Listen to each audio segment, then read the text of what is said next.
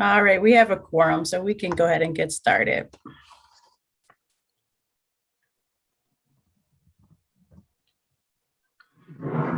We're live. All right, sounds good. All right, we're calling the Monona Grove School Board meeting to order at 7:01. Has there been a declaration of public notice? Okay. All right, so order of business. We have a recommendation that we move item J5 ahead of item J1 due to a guest presenter. Are there any objections to that? Right, wonderful. All right, so moving on to public appearances. There are no public appearances today. Consent agenda. Can I please have a motion? I move approval of the consent agenda as presented. Can I have a second? Second. Right. All right. I'll do a roll call vote. Peter? Aye. Elizabeth? Aye. Susan? Aye. Oh, sorry. It's okay. I saw Eric? she was on mute. Aye. And Lorraine, aye. Ayes have it. Motion is carried. All right, moving on to recognitions. Dan? Okay, we have a few this evening. Start by recognizing some of our students. We have 6 members of the Monona Grove track program that will be competing at state later this week. Sophomores Madeline Hogan and Brady Voss, and seniors Zoe Jenks Brecker, Evan Klinkner, Peyton Nelson, and Quentin Simmons will all compete in the state tournament in lacrosse later this week. And then the Monona Grove boys tennis team also sent 3 team members to the state tournament. Junior Chase Lindwall and seniors Lance Nelson and Henry Walsh competed earlier this month.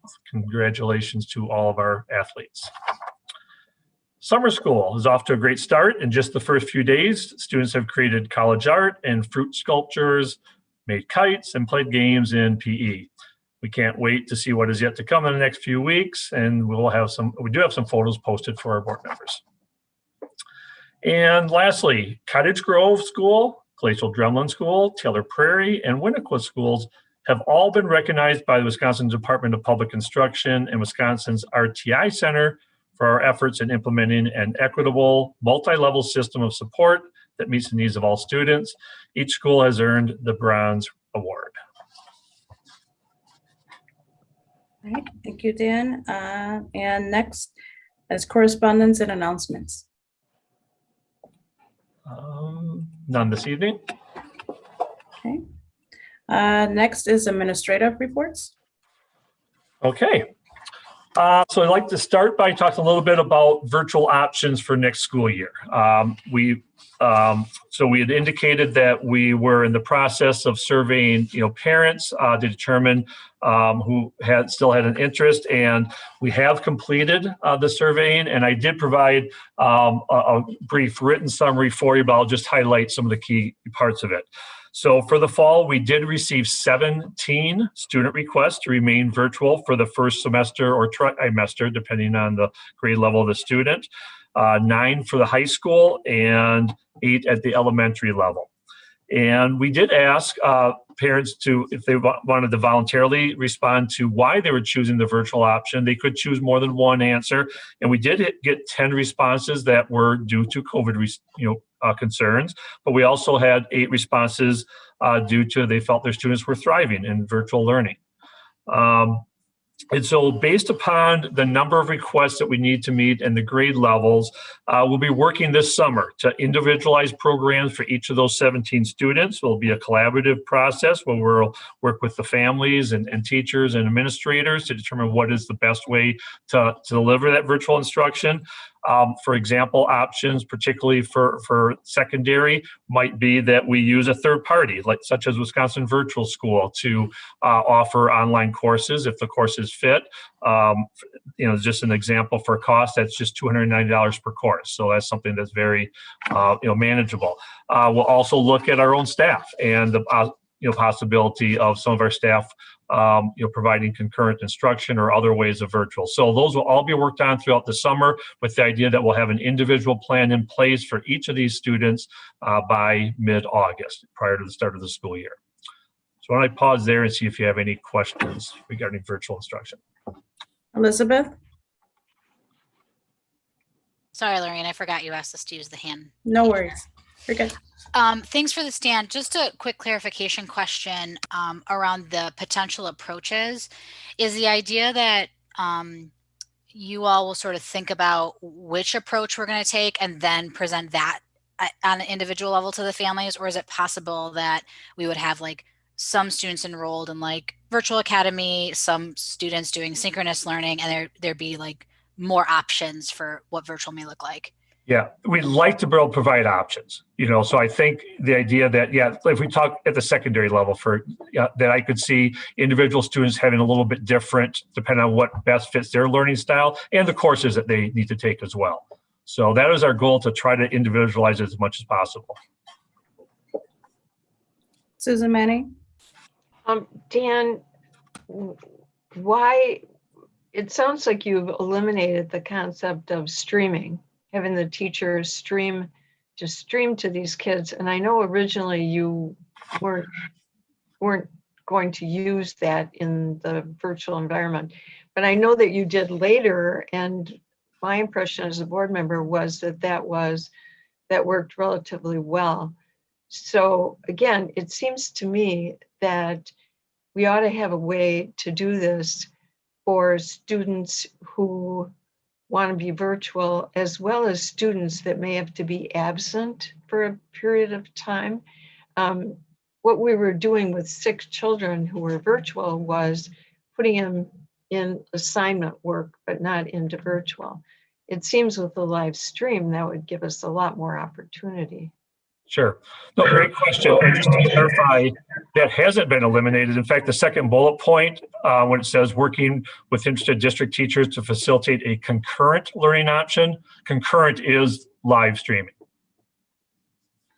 By your definition, that's helpful. Thank you for letting me know that. I was not generally. No, good clarification. Absolutely.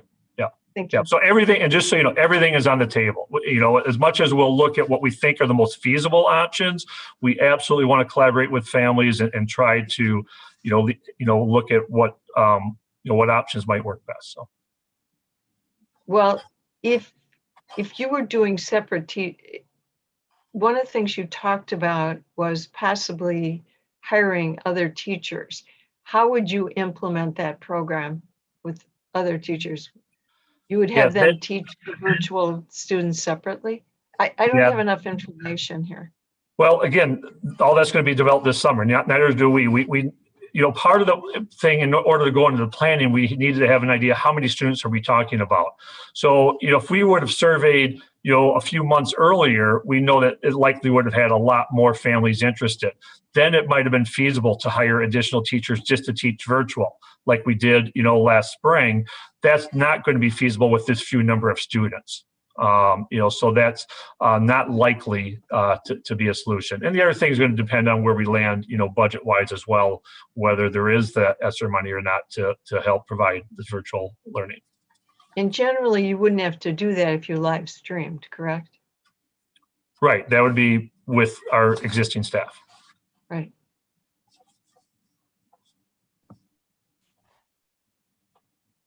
Okay, Dan, it doesn't appear there's any other questions regarding that. Okay, thanks. Okay, the other items are relatively short updates. The second item on the school operating plan, the last board meeting gave an update, just as a reminder that we revised the plan last on June 14th for the start of summer school.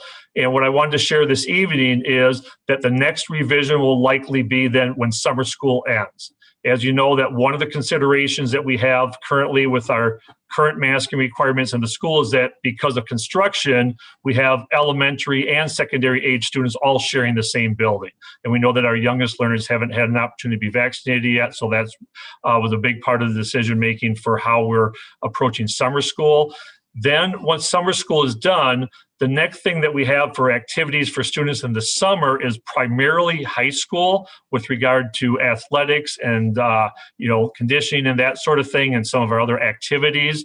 And so one of the things we're looking at now is what activities are happening in the summer. Is it exclusively high school? Do we have some middle school age?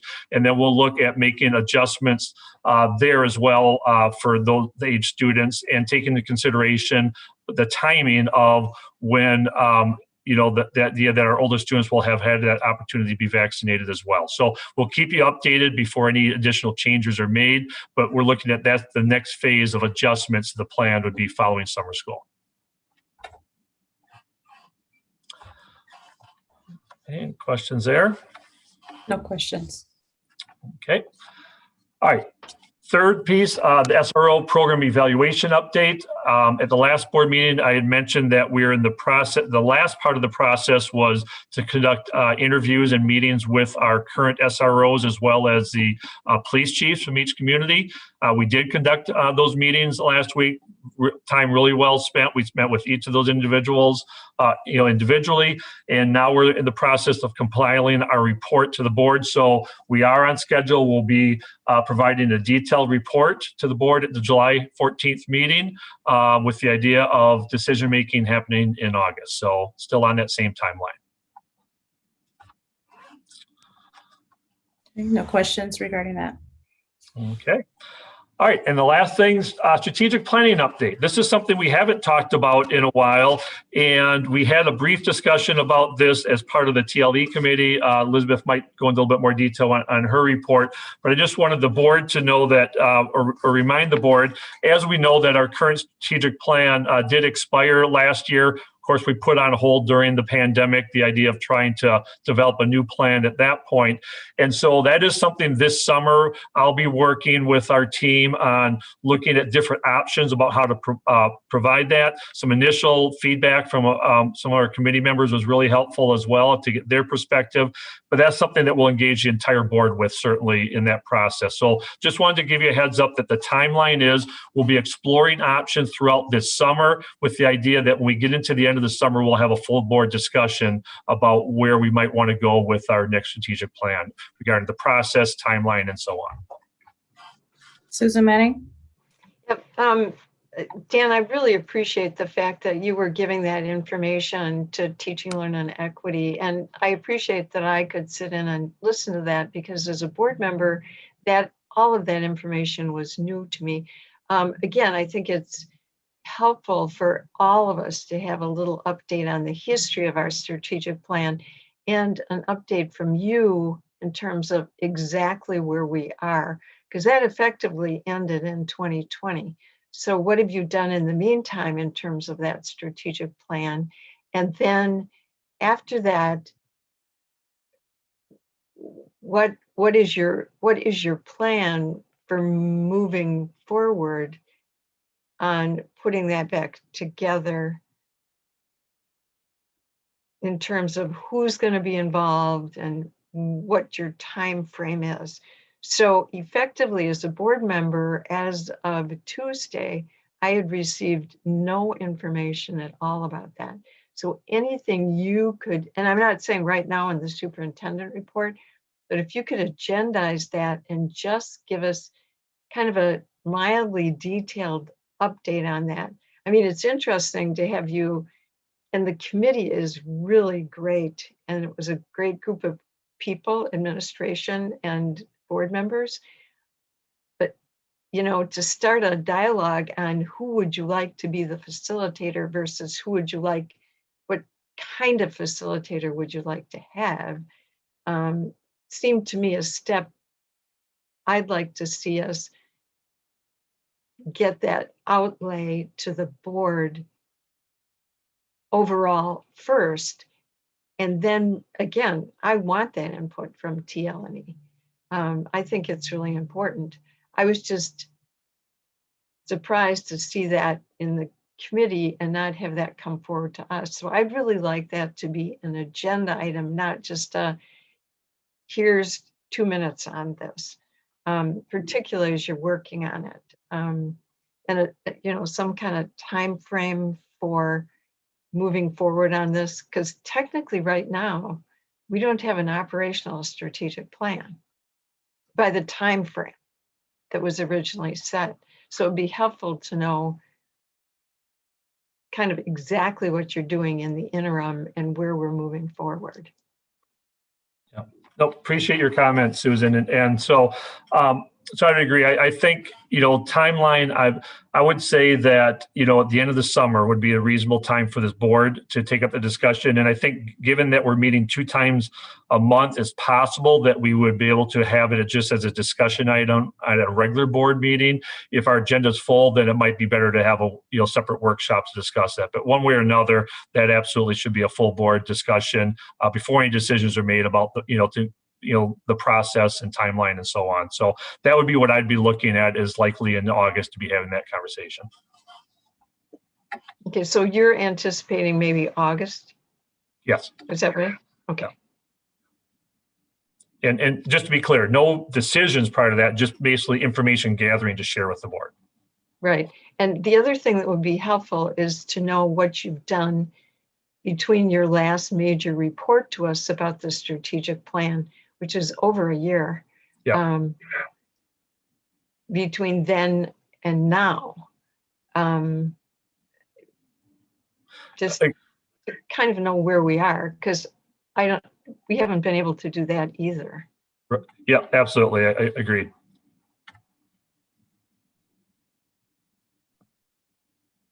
Okay, there are no other questions, Dan. Okay. All right. Oh, sorry, was there anything else that you were sharing? That's it then. Okay, Thank you. okay. Next, our board reports. First is policy committee. The policy committee met on Tuesday, and we discussed the list of policies that we've been working on. 5460 graduation requirements, 9250 relations with parents and guardians. Those 2 policies were specifically brought to us by a parent, and clearly it had been a while, and review was good for us, and we've had good discussion on that. And then there are basically 4 technology policies that have gone to staff and are now coming back to the policy committee. And we are going to be addressing that at a meeting scheduled for Monday. And in addition, we probably will have some update and understanding of where the equity policy is going to go next and what the role of the policy committee may be on that. And there was also a discussion about that in TL&E, and I think Elizabeth is going to address that. We made a minor change to policy 5460 graduation requirements, and that was approved by the committee with the change and will be coming to the board. Thank you, Susan. Next is TLE, Elizabeth. Thanks, Lorraine. So TLE met on Monday, and we had 2 points of discussion. One was around the equity non-negotiables that the district has been working with since 2014.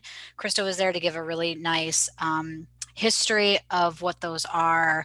And then we were able to have a discussion around where do we go next, specifically from sort of like a board governance perspective, kind of thinking about how we operationalize them, and then whether or not we want to move those into policy. And so it was a really great discussion. We had some really good discussion around the language and whether or not the language is accessible enough to be in a policy that is meant to be partially a communication tool to the community.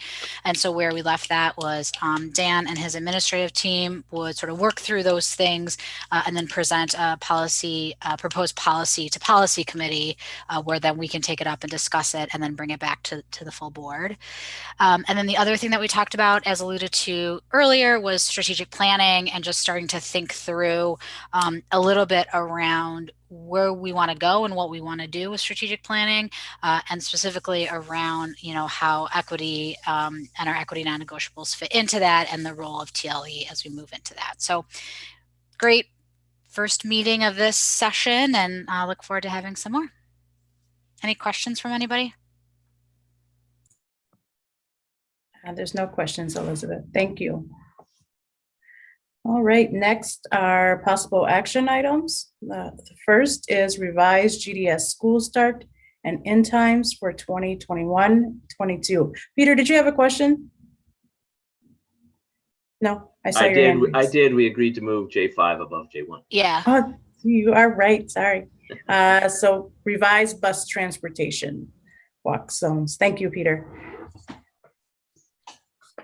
All right, I'll go ahead and do a quick overview, and then we'll turn it over to our presenter that will walk through the recommendations and what's before the board.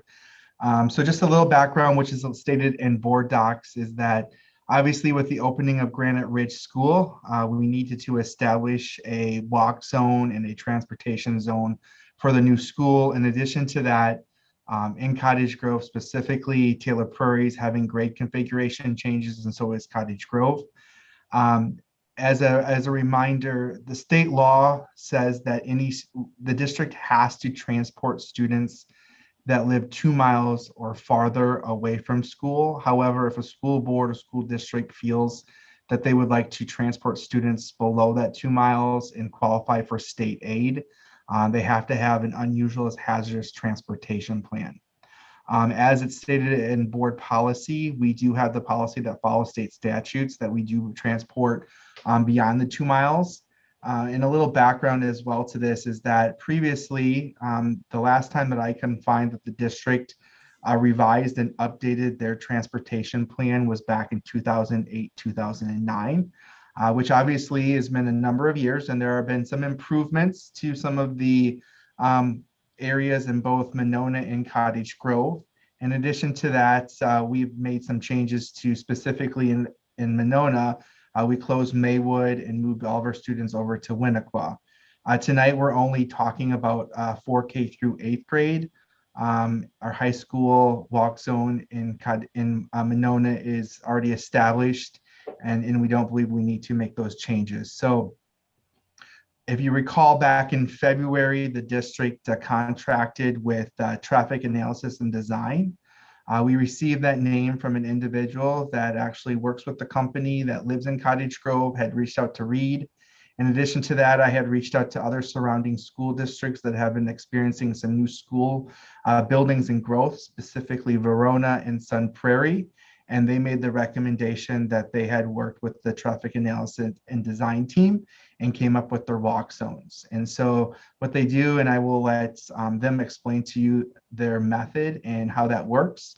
But prior to working with a vendor to help us establish that, Dane County Sheriff's Department used to provide this service free of charge to school districts.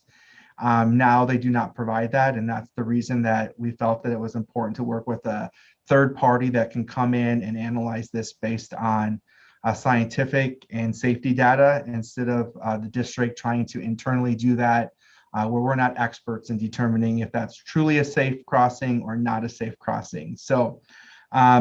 So at this point, I would like to turn it over and introduce John Campbell, who is the Director of Traffic Engineering Safety Services with them, and then he can introduce his team that he has with him. Sure thing. I see Susan has her hand up. Yeah, just a quick question, Jared.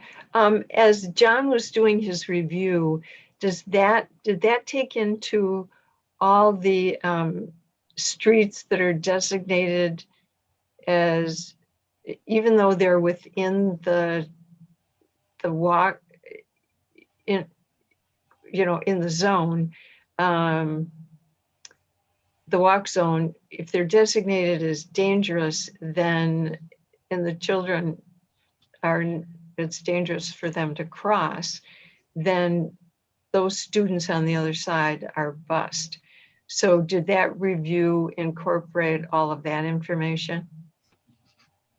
So I will actually let John, I know they looked at everything. They also, instead of just looking at traffic counts and Google Maps, they did explore, our district actually came into it and did on-site investigation in specific areas. So I will let his team explain those. And if we don't answer that question during the PowerPoint, let's circle back to that, Susan. Is that all right? Okay. Because again, it's going to be very difficult because I'm not sure all board members understand that rule. it's going to be difficult to assimilate the maps that we have if those roads aren't incorporated into that map, because that designates the walk area. And if if there's a hazardous road within that walk area, I wasn't able to see that on those maps. So if that's what we're going to put out to the public, we need to make sure that it accurately portrays who will be bused, even if they're in a walk zone. That's correct. So yeah, let's let John and his team go through that. The one thing that I did forget to mention is we also provide a service called Buy a Bus Seats. We do also offer the opportunity for families that do live in the walk zone to have the ability to purchase a bus seat. And as with all of our fees, if there is a financial hardship, we do waive those to ensure that families that experience or want to put their children on a bus, because there's multiple different reasons, from parents just feeling that it's, too far for their students to walk, to there might be a custody concerns, like some of those things that we can't always predict on every single family situation. So with that, I'm going to turn it over to John to do his introductions and his presentation. All right, thank you, Jared. And Susan, we'll be going through a lot of detail here, so I hope we answer your questions then. And if we don't, we can talk afterwards.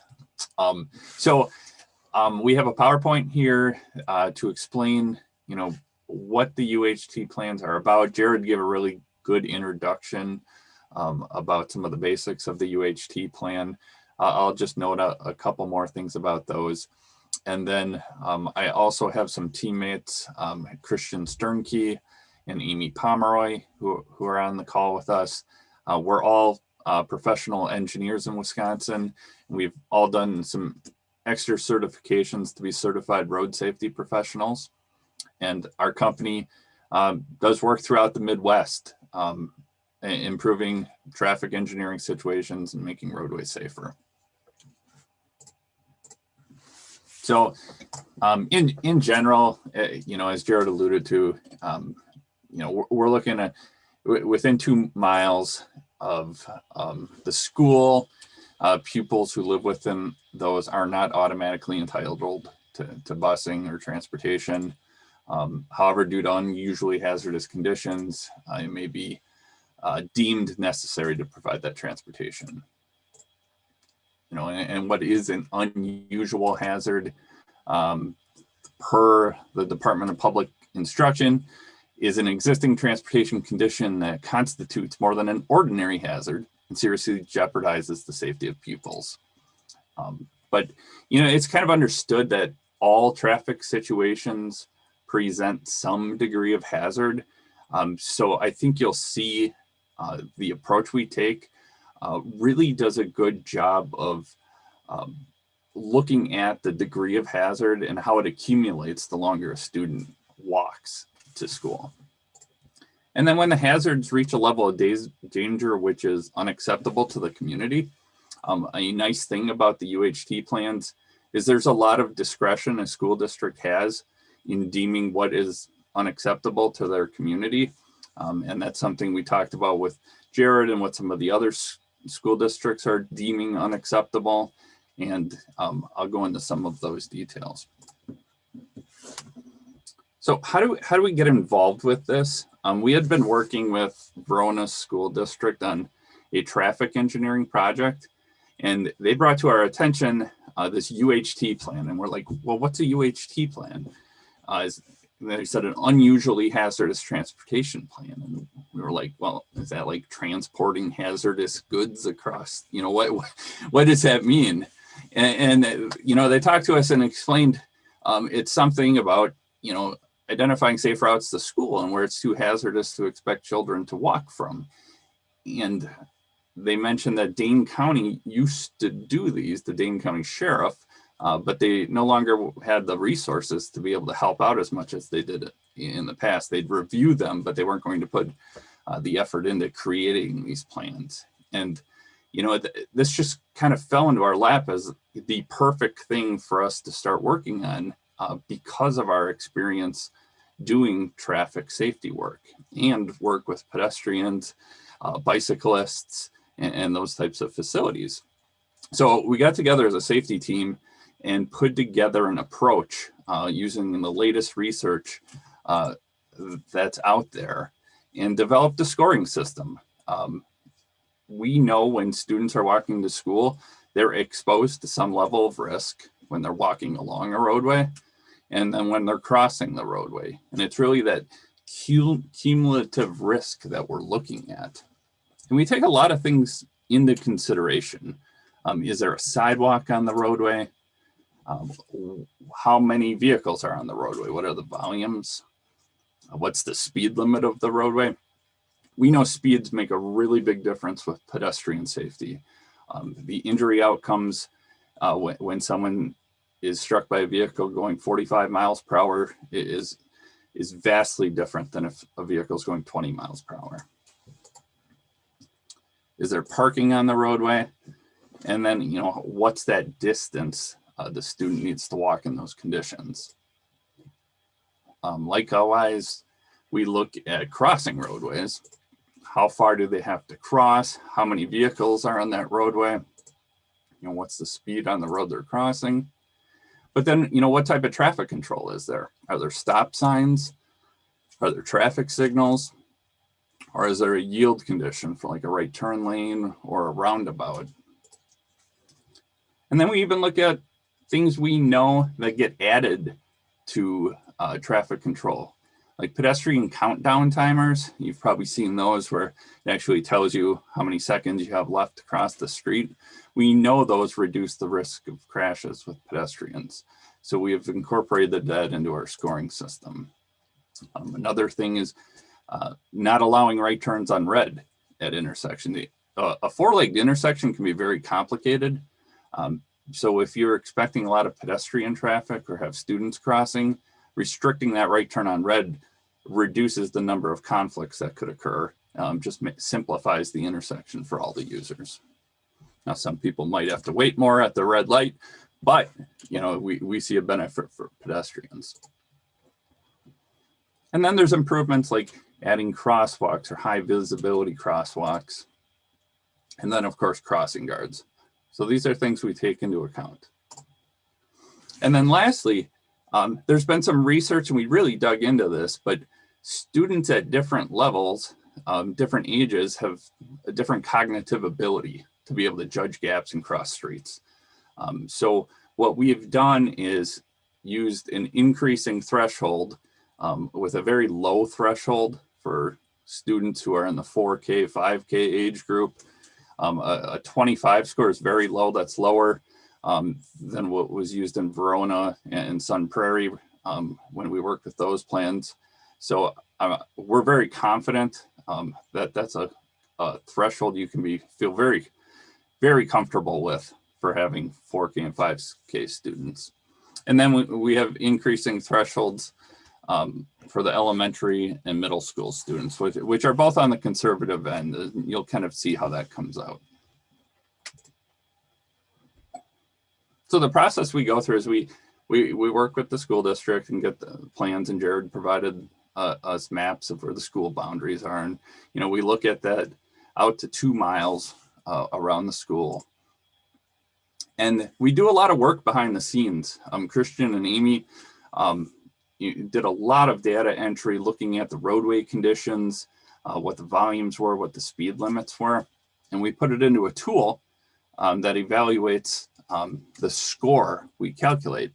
And what's interesting is you walk from the school, that cumulative score gets higher as you get further away from the school and encounter more roadways to cross. And when it exceeds that certain threshold is where we recommend drawing the lines of where your walk zone should end. It also gives us the opportunity to really identify and discuss solutions.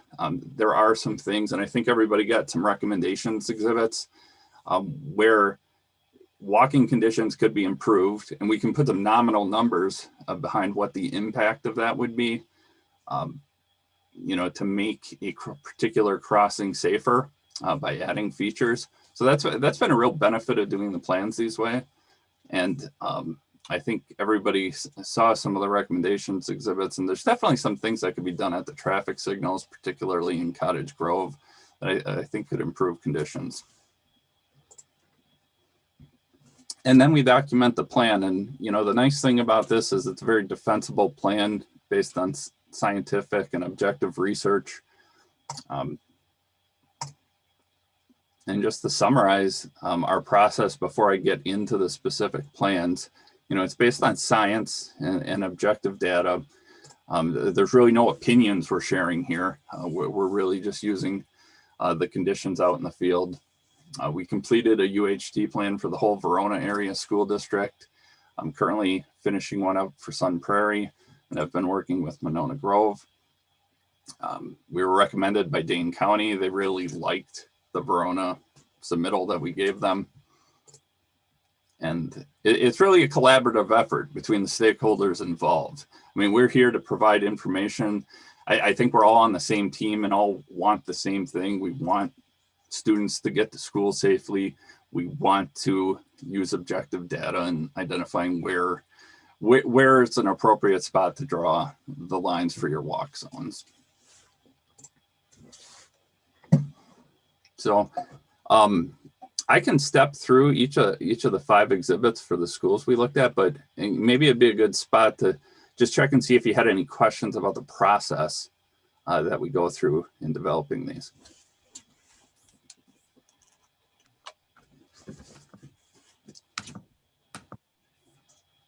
Yeah, I can't quite see everybody, but so if you're raising your hand. I don't think there are any questions, John. Okay. All right, thank you.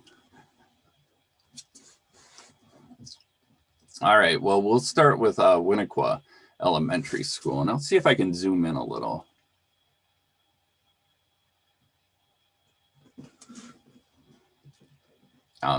What is shown on this map, there's actually 2 different walk zones on this map. There's one for our 4K and 5K students, which is represented by this little darker shaded green.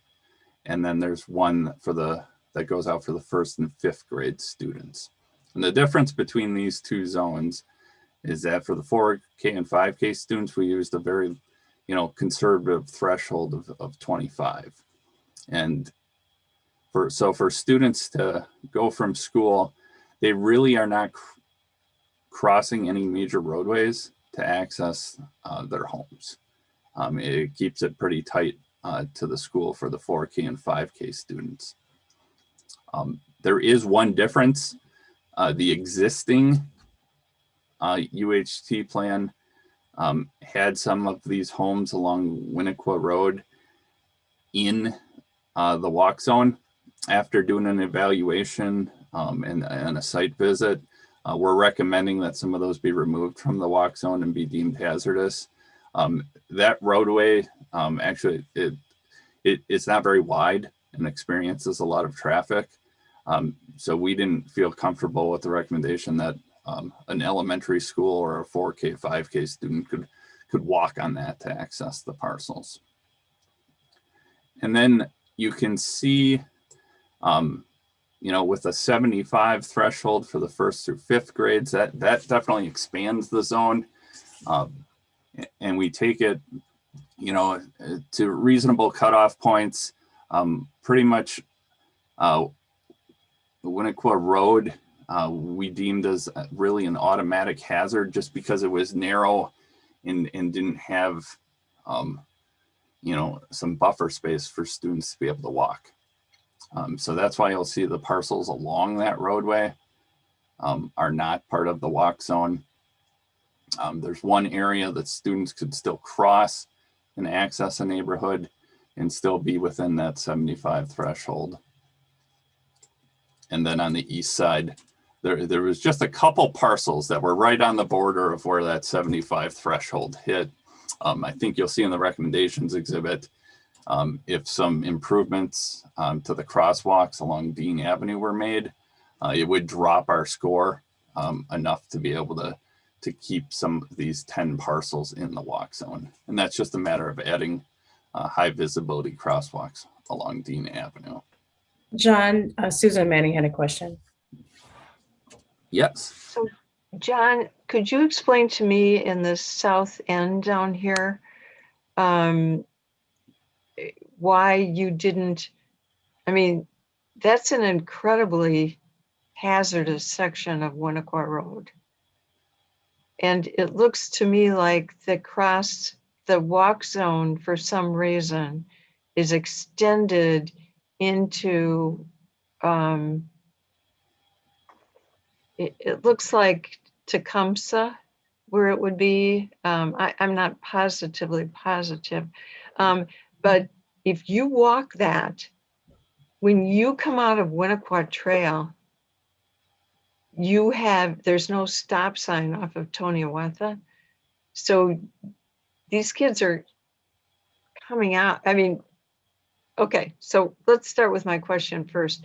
Why was that not designated? Why was that area included in the designation of the walk zone under your criteria of hazardous? Because I'll tell you right now, under your criteria, that should not be in the walk zone.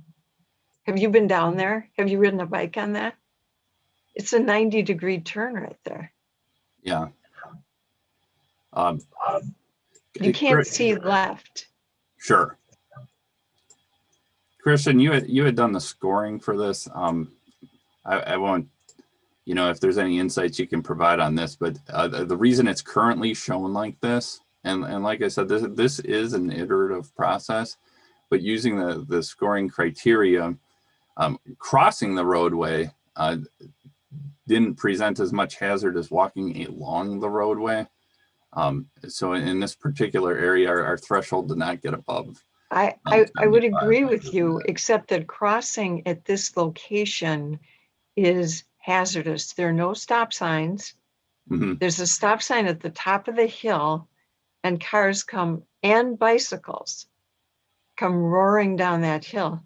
And the kids, fortunately, there's a parking lot right here.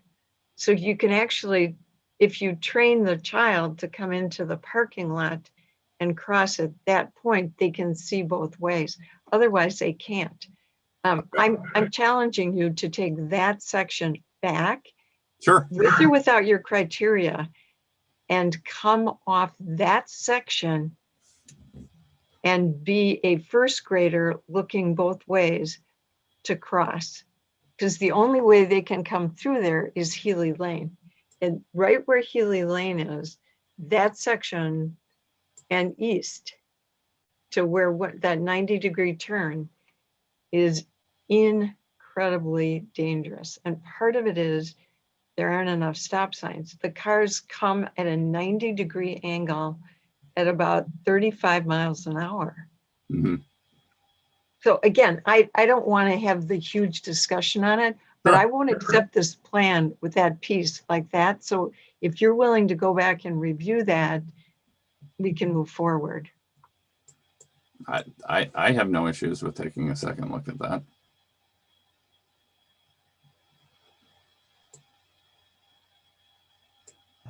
This is Amy Pomeroy with Taddy. I'm just going to jump in here for a second.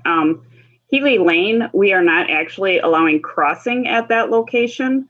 It was Schluter Road. So I'm not sure how that got green crossing Winakua, but Schluter Road was the crossing at that point. But we can take a look because that's where the curvature starts again on Winakua Road.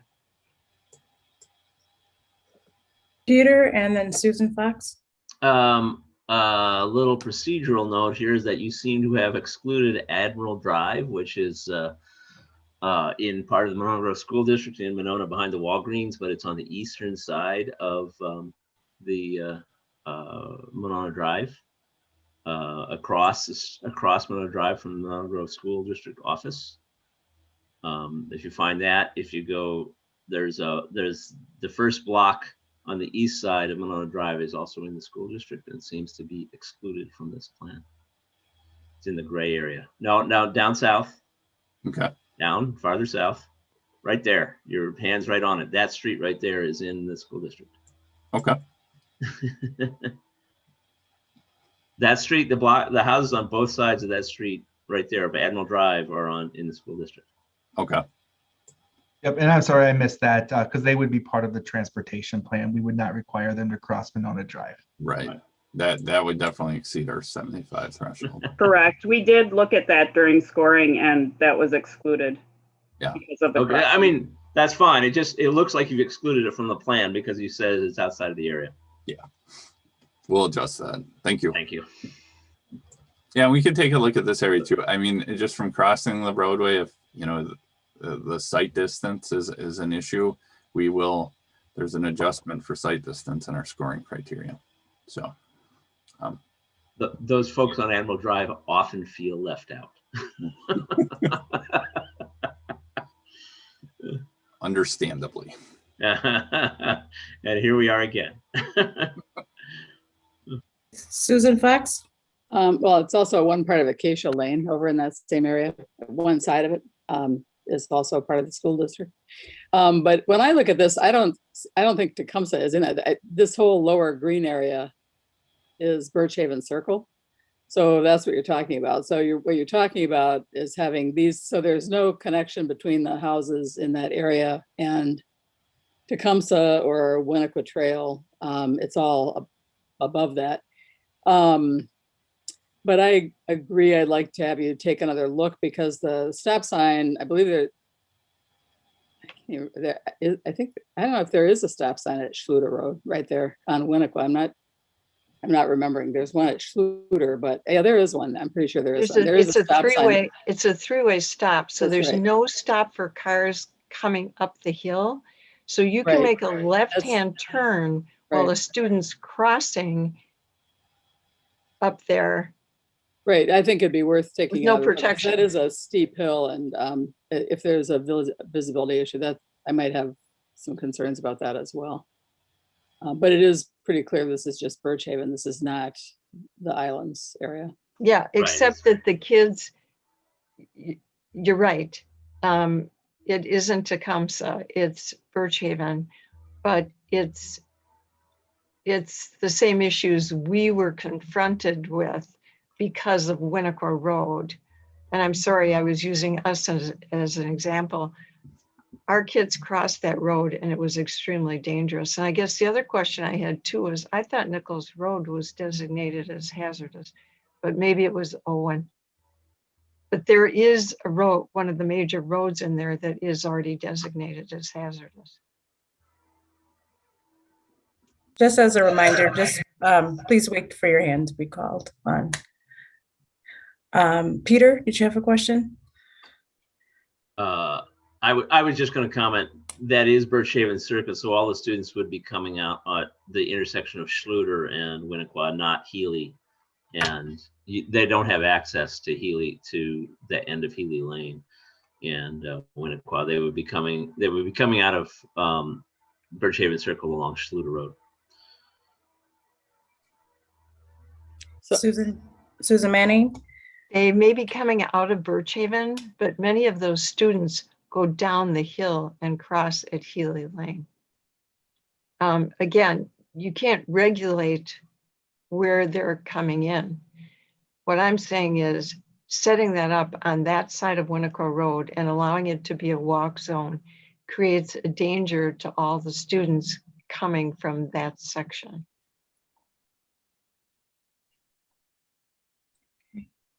Well, thanks for the insights to that area. We'll definitely take another look at it. Susan Fox?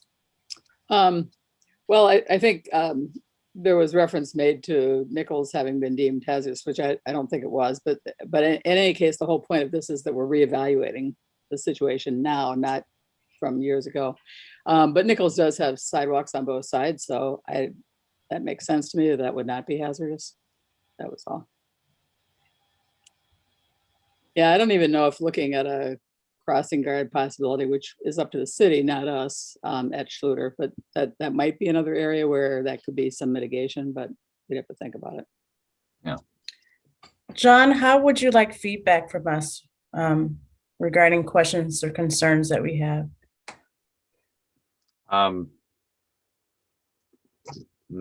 Email would be fine. Just a list of comments, Okay. questions, concerns, and we can walk through them then. Lorraine, I have a quick question. Okay, Elizabeth?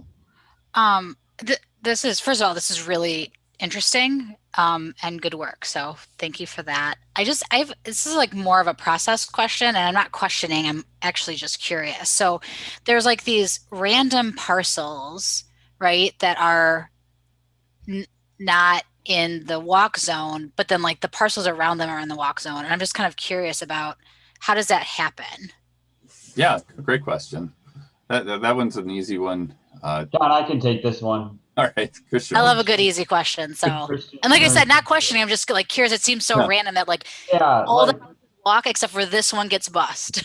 If you look at the ones along Monona Drive, basically a lot of the plots there can be accessed from Gordon Ave on like the backside. So like those ones would kind of be in the walk zone because it could, but the houses that are not marked in the walk zone, they'd have to walk along Monona Drive. And with just the speed and the volume on that roadway, even with the sidewalk, the score just increased quickly where like we wouldn't feel comfortable with them walking along it for too long. So it kind of just, you're right, it is kind of like a no man's land in there between like the major blocks, I guess. Yeah, no, that makes total sense. I wouldn't want kids walking on Monona Drive either.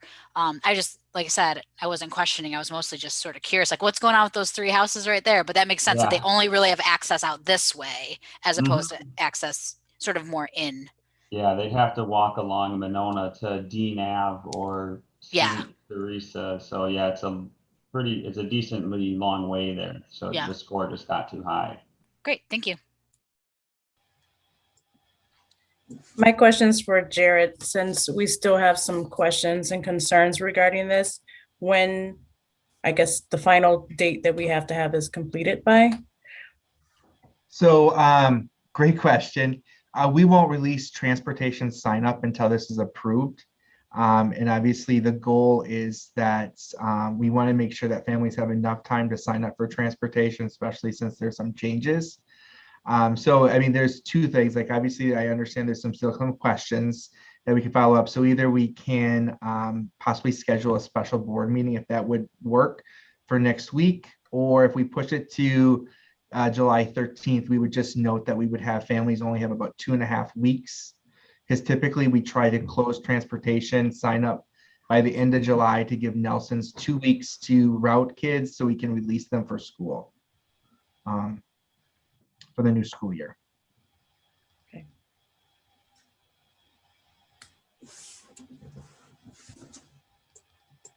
All right.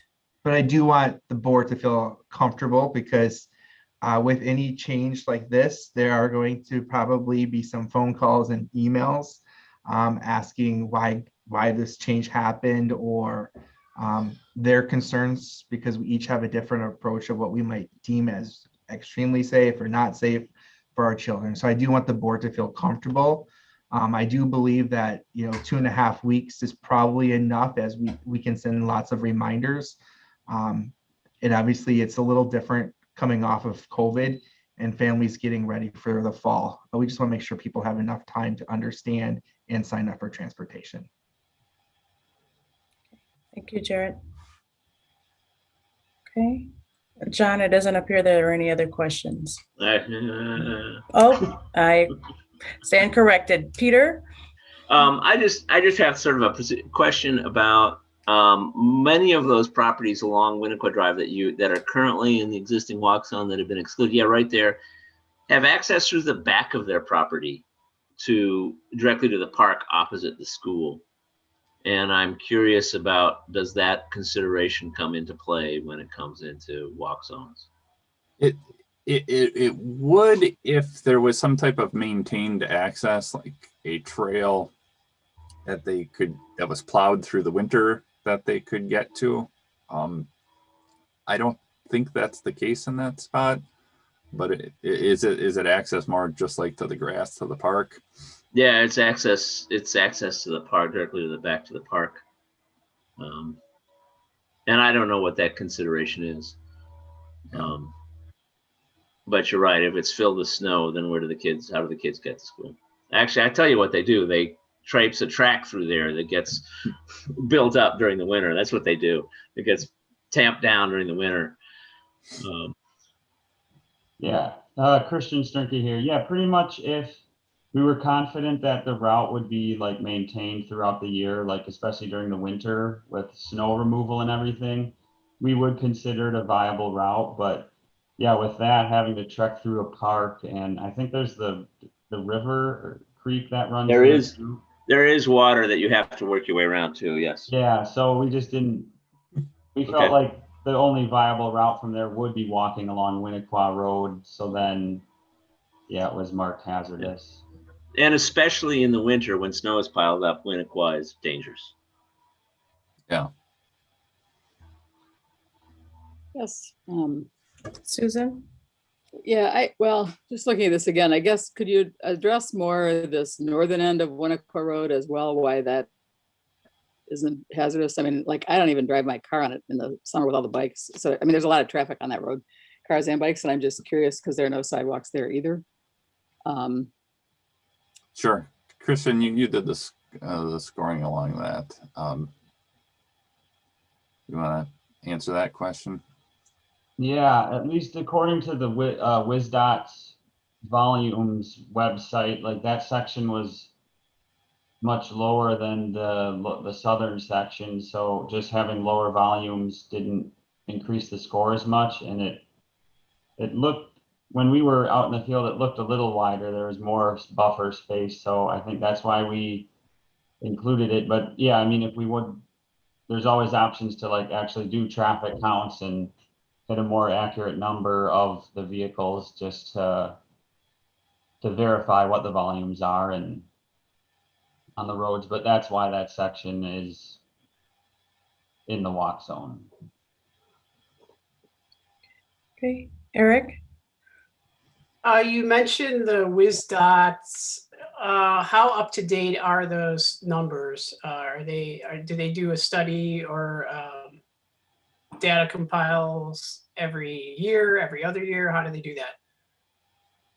For sites like in this area, they're on like a 3-year cycle. So at least that number. Christian's probably looking it up right now, but yeah, generally WisDOT does a 3-year cycle for doing that. Yeah, because I would be concerned if it's a 3-year cycle and it wasn't within the last year, just because I know that there's a lot of, I mean, I walked the whole last year I walked to Winnico. I've just seen, I think there's been a influx of population of younger families moving into Monona. So I'd be curious to know when that was last completed. Yeah, that's a good Did you find point. it, Christian? What? Did you find the date? It was June 16th of 2018 was the date of the count on the north end of Winnico. Yeah, that might, I would be a little bit concerned with those numbers. Just I mean, I'd like to see what I don't know if you can compare them to, you know, the new people that might have moved into the neighborhood, but I'm just speaking from experience of seeing people and knowing people here, of younger people moving in, that there may be more kids now than there was 3 years ago.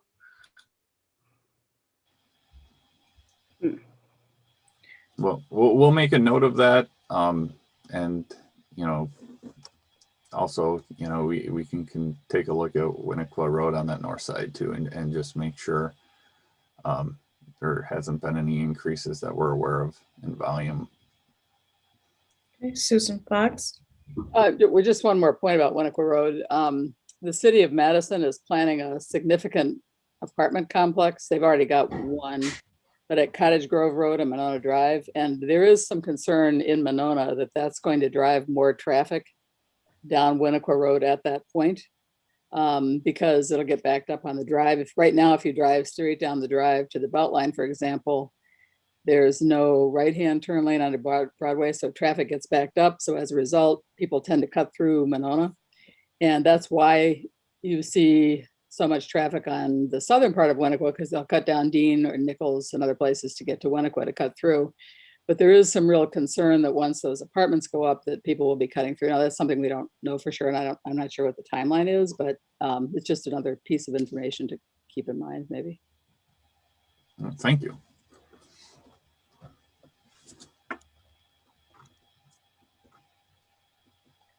Peter, is just the hand raised still? Do you have another question? I forgot to put it down. That's okay. All right. Board members, help me out procedurally. So since we still have questions and concerns, what do we do with this item? You don't do a motion? Yep. This So is just, yeah, I'll be glad to jump in. So I think tonight, again, this is a possible action item. No action is required. So you can absolutely have no motion at all. That just means, we'll schedule it for a future agenda. If you want to, do a little bit more formal, you could have someone can make a motion to postpone, to a future meeting. But we do have the rest of the presentation to go through as well with the Cottage Grove schools. And so I think at that point, we can kind of, my recommendation would be to have a little bit of discussion at that point and determine, we'll see how many questions there are that we're asking to go back and revisit, and what's a reasonable timeline to kind of do that, before we come back in, as Jared mentioned, with a special meeting versus waiting for our next regular meeting. So that'd be my suggestion. Let's get through the other schools, and then we'll talk about that next step. Susan Manning, you had a question? Yes, I would really like to be able to take this and get back out on my bike and really walk this through. So the first thing I'd like to see is a map of our current walk zones and how that compares with what's being proposed. Jared, are those different? I'm assuming they're different. On this map, the thicker gray line is basically the black line plus those few houses along Winakua is the existing line. Okay, so you're talking about dramatic. Do I understand that the current gray line is the walk zone? Yeah. So you're talking about expanding the walk zone dramatically, correct? Yeah. So here's what I'd like to suggest, and maybe you guys want to spend another 2.5 hours on this right now, because if this is what they're doing to Winakua, I'm seriously concerned about Cottage Grove. So I think it would behoove us to schedule a 2 to 3 hour meeting for next week as a special meeting to go through this completely, to clearly understand what the current walk zone is, the difference between what's being proposed and the current walk zone. I'm really impressed, John. There's no question with the criteria that you're using, but based on the result, it makes, I'm going to have somebody stand up there and show me exactly how they did this northern end of Winakua. I mean, that whole section of Toniawatha coming across there isn't really that different from the section just south of it that you made a walk zone. So again, what I want to do is go out and really walk this myself, all the different maps, and make sure that my questions are very clear, then try and explain to you as a mother of 3 boys who are pretty adventurous, all of them, the danger that this expansion presents. Particularly, you're talking about a 1st grader. You're talking about a 6th grader down here at this 90-degree turn. Plus the roads, if you're driving Winakua Road and you have bikes on one side and there's no lined bike path, and you have a mom with a double stroller on the other side and 2 walkers, and you have 2 cars coming at each other, or a truck and a car coming at each other, and a 5 or 6-year-old trying to cross that street. Again, seeing this, I really am going to have to seriously study Cottage Grove. I think we need solid 2+ hours to work on this as a board. And I would propose that right now, and that we go back and do, if you want to ask questions right now, we can, then they'll know what we want to take back. But I think we can better prepare ourselves now that we've seen this and understand the expansion of this. You know, Eric, I'd love to see, again, I'd love to see you just walk it and see if you think your child, you're comfortable with your child walking that at the age your child is. I would appreciate that information. And same with you, Elizabeth, on the Cottage Grove map. It's up to you guys. I walked it every day. No, I'm talking about your child No, alone. I mean, I walked with my Olivia every day.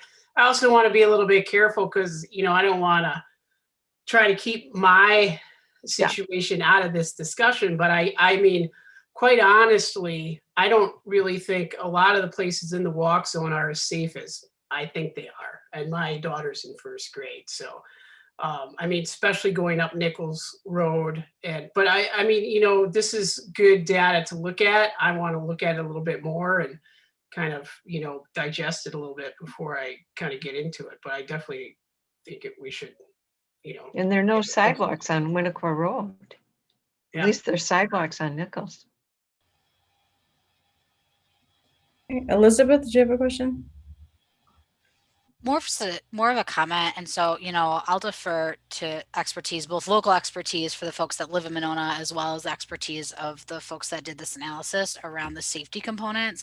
I did just want to make a comment, though, as we talk about this at next week's board meeting or whatever that's going to look like, just because there's a comment around the expansion. So there are really significant, like, evidence-based benefits for students walking or biking to school, academically, physically, social, emotionally. And so it has to be safe. And so, like, I'm not, you know, I don't want to get into that because, like I said, I trust your expertise in terms of what the actual practical application is of some of these things.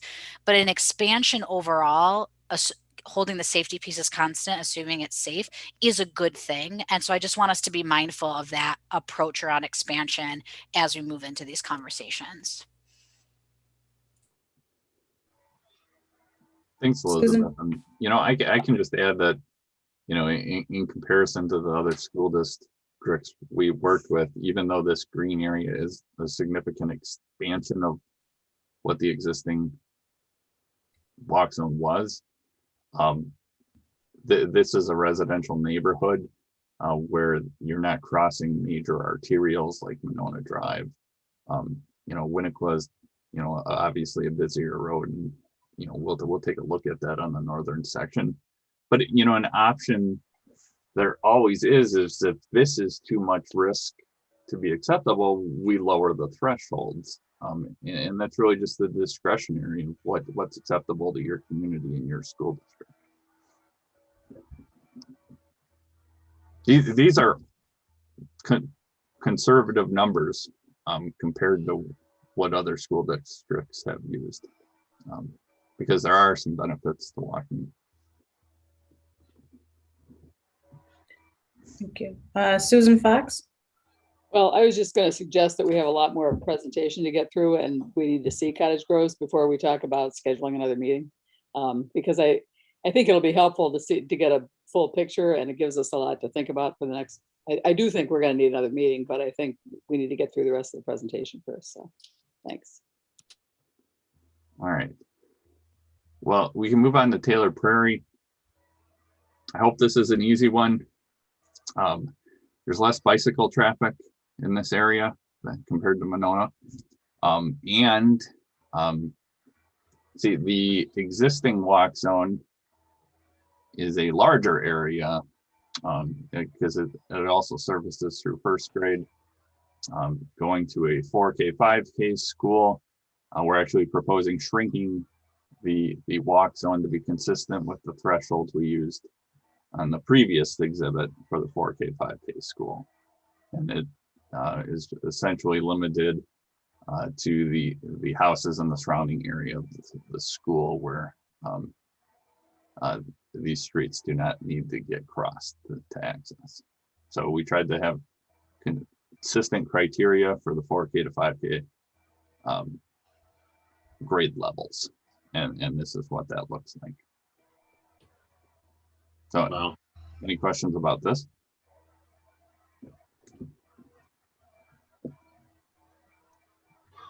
Oh, Susan Fox. Well, in there, I would just note that Taylor Prairie is just 4K. Oh, never mind. I got it.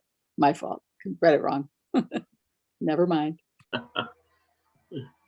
This, sorry. Peter, you go ahead. This does beg the question is why you end up in such a different place than the previous, sheriff hazardous walk zone assessment. Can you comment about that? I have no idea specifically what the sheriff had come up with or what criteria was used. But I know we applied consistent criteria. A lot of the plans I've seen done throughout the state are based on anecdotal information of what's perceived safe. And I can tell you, looking at this map, they said, well, it's too dangerous to cross Highway N or Highway BB on the south. And the rest of it's residential neighborhood. And we feel comfortable to allow students to walk that. And that do you see this often? That the existing walk zone is different than what we proposed based on our criteria? Yes. Yes. Yeah. Okay. It is reassuring to me that, using the same criteria, the walk zone in Monona expands and the walk zone in Taylor Prairie shrinks. I mean, it does. It's because it's based on the traffic and so on, and equivalent streets. It does give me confidence that you're just not being loosey goosey with all this. That these criteria are significant and gives me confidence in the safety of the expanded walk zone in Monona. And one thing I do want to point out, so in Winnico, we're expanding the walk zone for grades 1st through 5th grade. We're maintaining it for 4 through 4K in kindergarten. Yep. And in Taylor Prairie, like I said, these were back 2008, 2009. So at one point, Taylor Prairie did have 2nd graders. Yep. We were expecting our 4K kids to walk the same distance as 2nd graders, which obviously is, but I would agree, Peter, they did definitely apply it consistent, like you said, but that's probably the biggest reason that Taylor Prairie is seeing a decrease is due to the fact that we're definitely making this an early learning stages for our students. Right.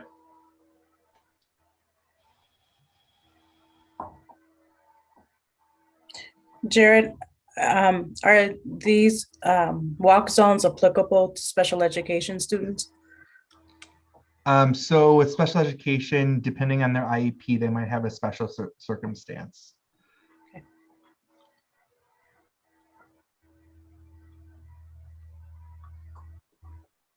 Okay, why don't we talk about Cottage Grove? So this is 1st and 2nd grade elementary school. This was an area, well, like in Monona, we walked all throughout Monona. We also walked all throughout Cottage Grove. The existing walk zone for the 2nd through 4th grade is shown on this black dotted line. When we applied the criteria, it shrunk a little bit, but most of this is undeveloped land. These railroad tracks are an automatic hazard to the south. Vilas roads, a busy arterial, also kind of an automatic hazard. So a lot of this did not change from the existing plan. There's some area under construction that we'd expect to be part of the walk zone. I think the area north of BB here is probably the main talking point of this exhibit. If you have 2 crossing guards at the intersection of BB and N, 2 crossing guards really reduces the score of crossing a signalized intersection. So much so that score threshold of 75 is not met until you get into the northern edge of this limit. So that's why this area is currently shown as a walk zone, because with 2 crossing guards.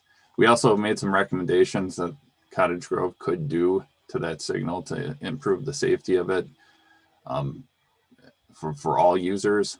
So that's where the lines showed up after applying the criteria.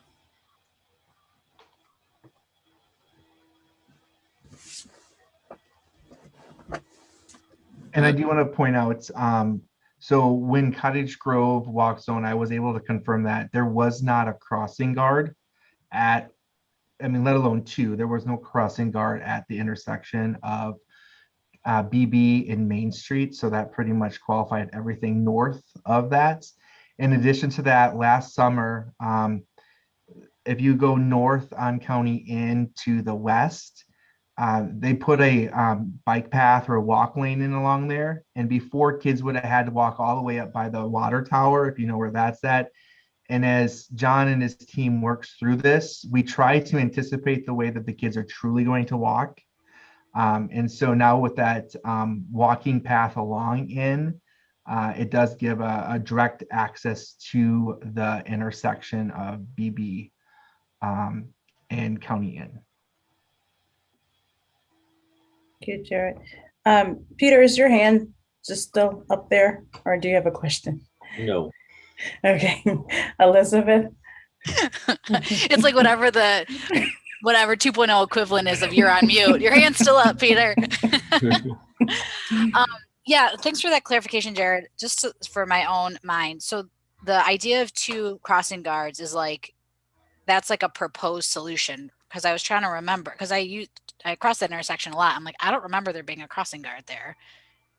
Yes, they for the last 4 or 5 years that Cottage Grove has put 2 crossing guards. We've had 2 there. Okay. During the normal school year. I don't know what summer school looks like. Okay. But during the normal school year, there's 2. Okay. And then when you talk about, this is for you, John, when you talk about like recommendations, for example, to that light or to any kind of like street enhancements, the responsibility of that, those recommendations would go to the municipality, correct? Yeah. And then it would be up to them to do that. Yeah. Cool. Well, I hope they make a better street light there. I hope they do.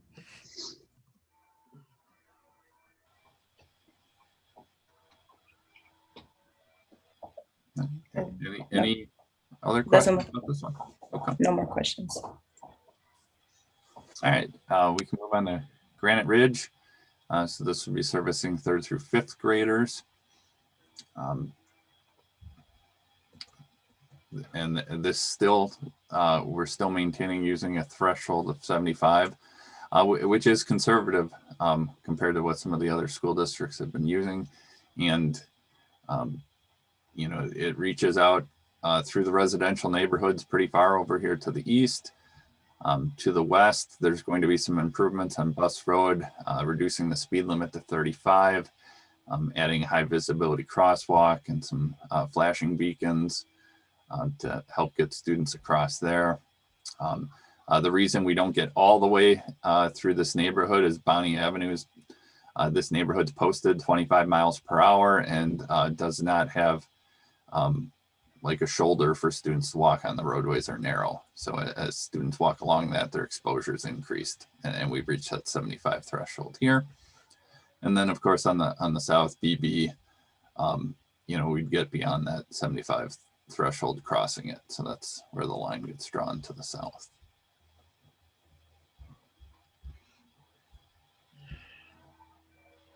Any questions on this one? And I would point out, part of our developers agreement with the village is we have to put a visible, we have flashers that are going in north of the new elementary school that crosses over to Lane Streets. And we have to maintain that walking path that goes north and then it crosses over to intersect, or that joins into Lane Streets. In addition to that, we have made the request, and we know that since Bus Road has been completely annexed into the village of Cottage Grove. Currently, it's 45 miles per hour. Now that it's annexed in, it's being moved down to 35. And then we put a request in to make it a school zone of 15 miles per hour. So, because if you go out there and drive it right now, which obviously you can't because of construction, but if you talk to individuals, they're going to say cars come through there pretty fast because it is 45 miles an hour. But we also are putting some other safety because of the developers agreements with the village. Susan Fox, did you have a question? Yeah, just about that comment Jared just made that we have to ask to have that designated a school zone. Does the village just do that, or does that have to go through some higher level? I would think that would be automatic, that it should be. Well, I would agree with you, Susan, but that was one of the fun things that we discovered through this. We actually just have to write a letter and request it to the village, and then it goes to the Cottage Grove Police Law Enforcement Committee. It sounds like it's automatic, but we have to initiate it. Oh, so it's okay. not like because this big building's going up and everybody knows it's a school, doesn't automatically trigger. It has to, the trigger is the district has to send a letter. So We're pretty sure we'll get that. Okay. yes, That's all. I've talked with Okay. both the MSA, who is the village engineers, along with the chief and the administrator, and it's just a formality of us writing the letter. Okay, thanks.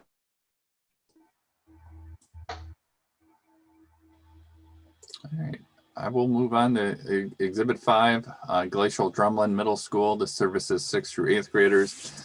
We know the cognitive ability of a 6th grader is greater to be able to judge gaps and cross roadways. That's why we're using a higher threshold of 150 for middle school students. That's still on the conservative side compared to some of the other school districts, but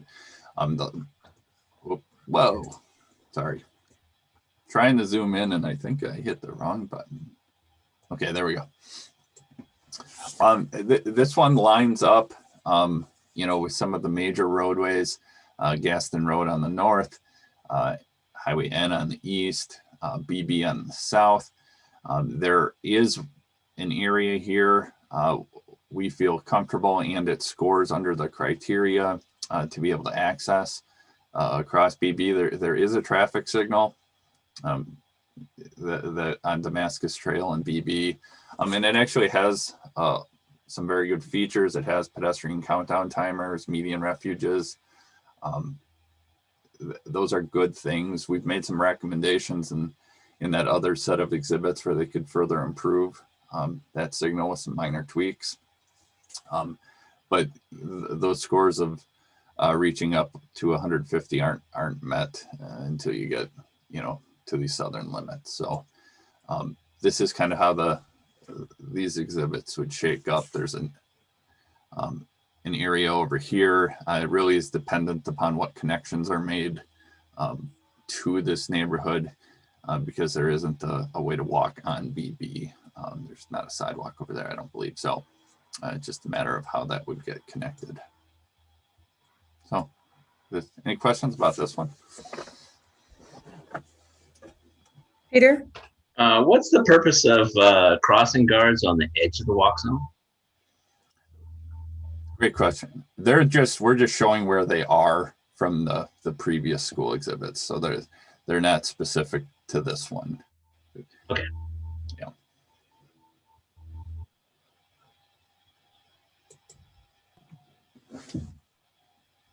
No other questions, John. Okay. So, I mean, it sounds like there's just definitely some questions about the Winnico school. And, Susan, did you want to say something? Yeah, I have a question on Glacial Drumlin. Yeah. So could you clarify for me? So that's Cottage Grove Road. Yes. That's BB. And you're extending the walk zone across Cottage Grove Road, which is effectively, as I recall, a 4-lane road at that location. Yeah. And explain to me how the students from that area would cross to Glacial Drumlin. They would have access to the traffic signal that has pedestrian push buttons with pedestrian countdown timers to be able to get across that roadway. And you're taking them all the way, to Vilas Road. Correct. And then what's the road that crosses about halfway on Damascus that goes east and west where you do the line? Again, I'm being very challenged by your extension across Cottage Grove Road. So first of all, the sheriff has already told us that's light or no light.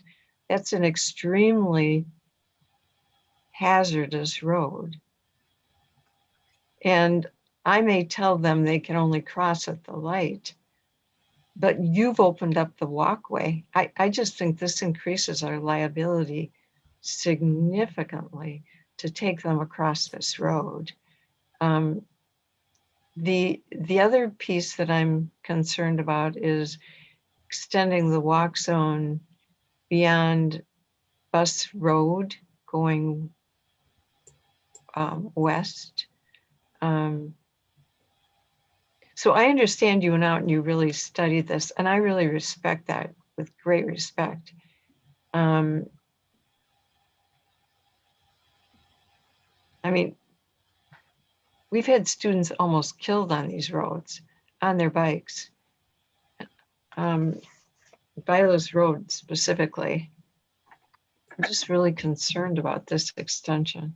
I'm seriously concerned about the extensions, understanding these are 6th, 7th, and 8th graders. And we're not proposing anybody on Vilas Road. All of these, the parcels that have access to Damascus Trail. Vilas Road was an automatic hazard based on speed limit. So Vilas Road is a hazard, but Cottage Grove isn't because it has one light. Well, it has an area that can be crossed at a traffic control device. And along the roadway, there is sidewalk.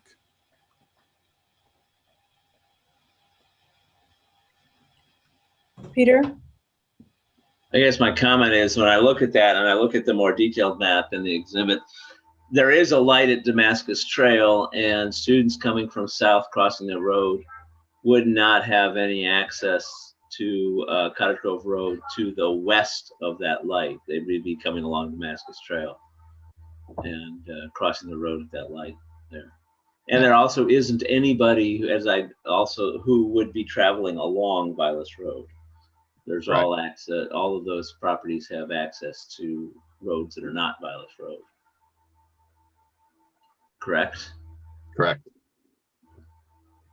And I noticed that Cottage Grove Road immediately to the west of Damascus Trail becomes an automatic automatic hazard. Yep. But not to the east of the stoplight. Yeah, and that's because there's sidewalk. Because there's sidewalk. Gotcha. Okay. The speed limit to the east is also reduced at that location. It's 45 to the west with no sidewalks. Yep, 45.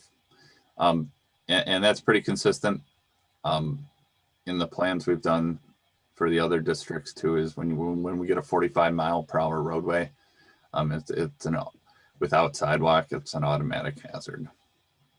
And I feel like that fits into the category of unusually hazardous pretty good.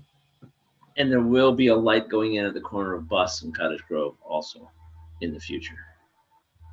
Okay. Correct? Yeah. That's what we're buying, right? That is correct. But there will be no sidewalks at this point until further development happens. Gotcha. Yeah, I think up at Bus and like where that red line is, that's where there's going to be like a little sidewalk added, and then the flashing lights and like the high visibility crosswalk. So that, and the reduced speed limit along Bus. So that's why that's acceptable, because we're not we're not evaluating it how it is now. We're evaluating it how it will be when the school is open. Elizabeth? Yeah, I will just say in regards to the Cottage Grove Road component, I think for me, apart from the fact that always crossing a road and being by a road is a hazard, the way that that road's set up is pretty conducive to pedestrian traffic. The sidewalk is really even. It's really far away from where the road is, relatively speaking. It goes all the way down. Like you can take the whole sidewalk to Glacial Drumlin if you come through. And so, and that light there that's at that corner, to me is like a really well regulated light situation. So I am not concerned as a resident there. I'm not concerned about that pathway at all for walking. It feels safe to me. Again, given the fact that walking is always a hazard.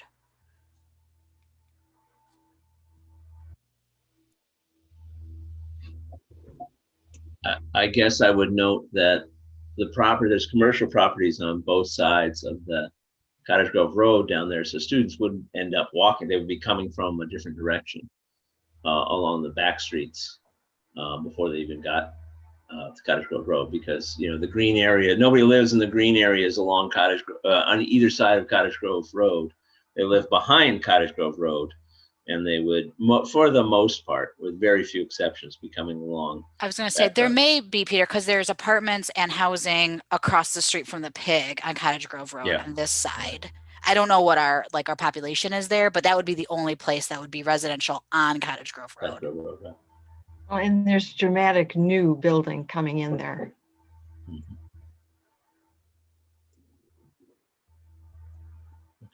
Okay, doesn't appear to be any other questions. Okay. Well, thank you. Thanks for the input. I mean, that's part of this process, is getting, your input. This is part of your community. So we would be happy to take a look at some of the things that got brought up and double back with you next week if the meeting gets set up. Just let us know. We're happy to help. Peter? General question. So I understand your algorithm.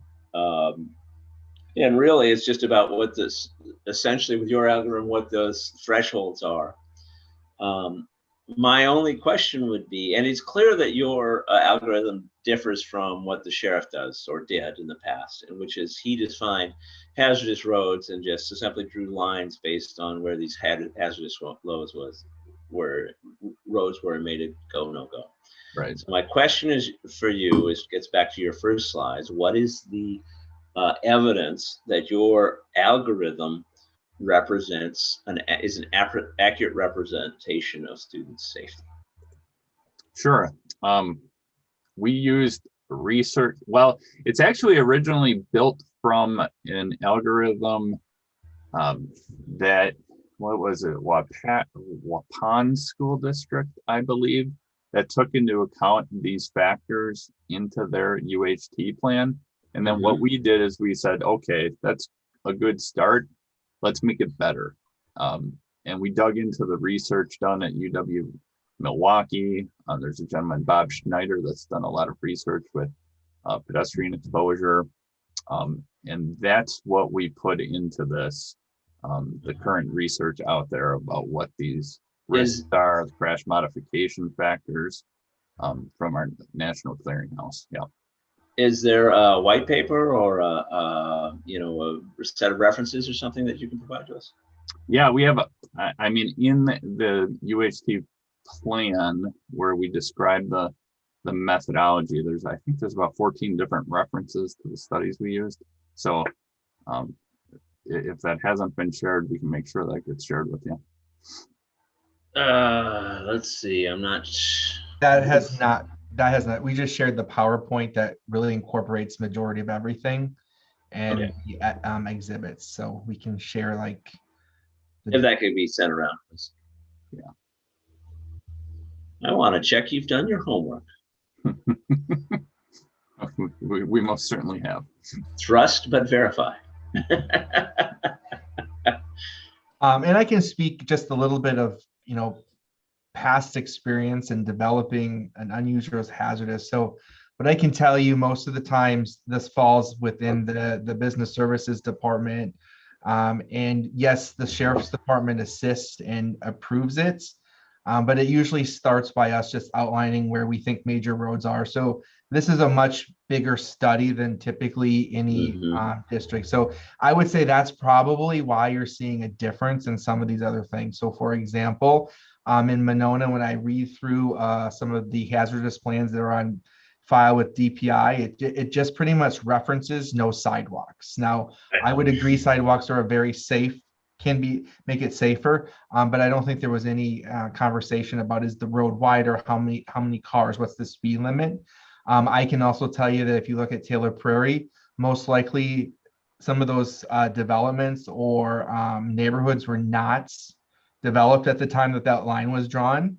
And so it's just never updated. And this is something that no one ever wants to always tackle because it's a very lengthy process, but at the same time, it's, you know, we need to do it as a growing community, need to look at it more often than, you know, last time we did it was 2008-9, and it got on our radar now is because we're opening a new school, which technically we should be looking at this every couple of years to ensure that something doesn't change.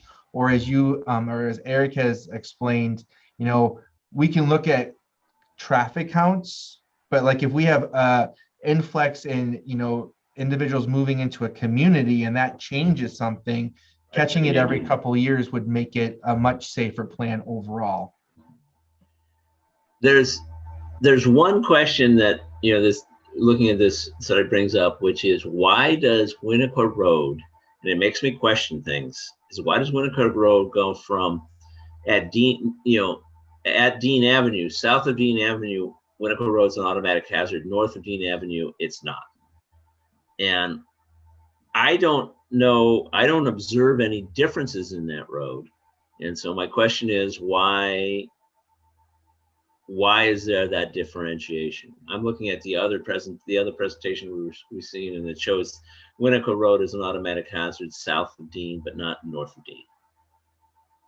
That would be right there. Dean is, yeah, that intersection right there. Yep. What is the difference between the north and south that makes it an automatic hazard?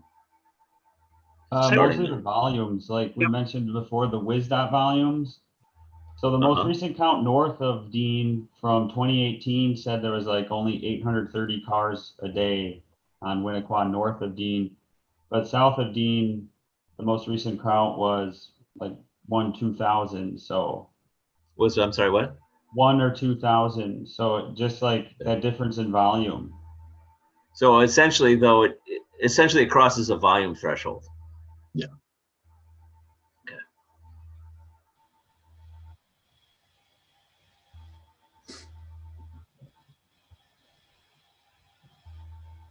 All right, are there any other questions?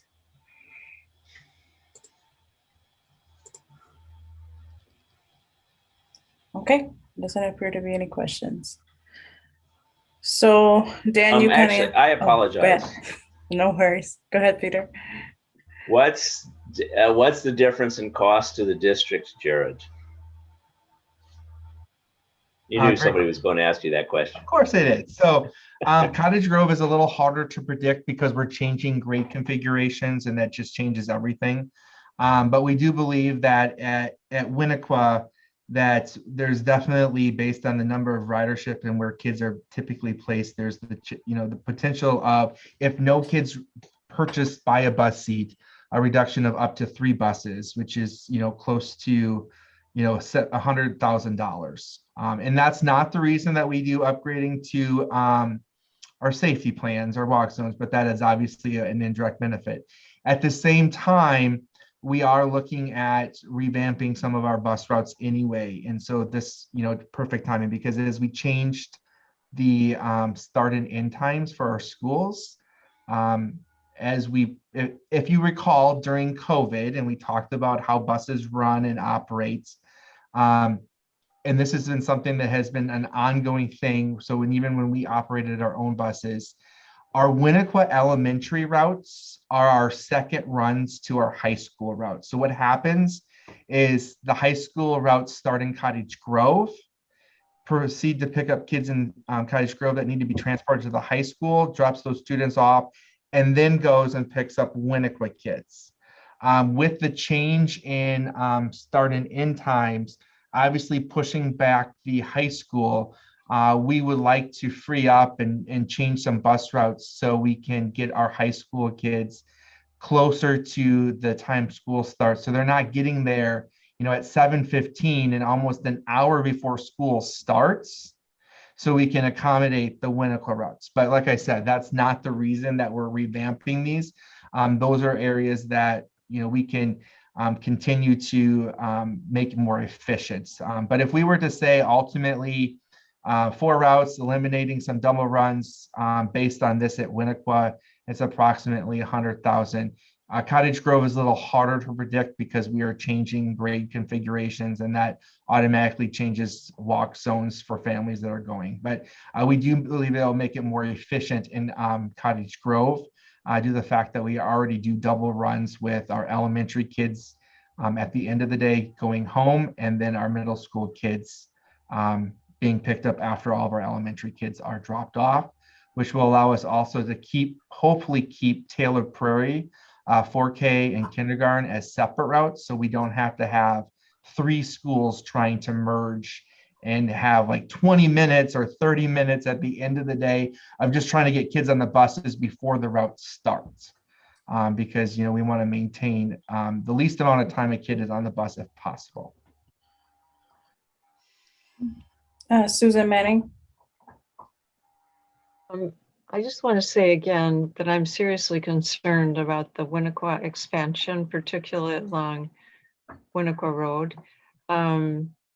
I am also seriously concerned about some of the expansion on Glacial Drumlin and a little piece on Cottage Grove School. And I think the other factor is it's appreciable to understand that there might be busing savings, but at the risk of our children, I'm not sure that's an appropriate expense to consider.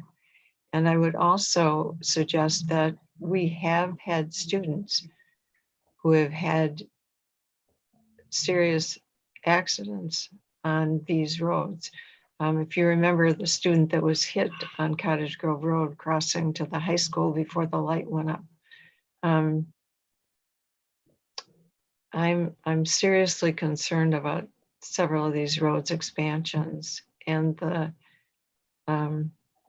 it's one thing to use objective criteria. It's another thing to go out on this road and actually look at where the turn happens.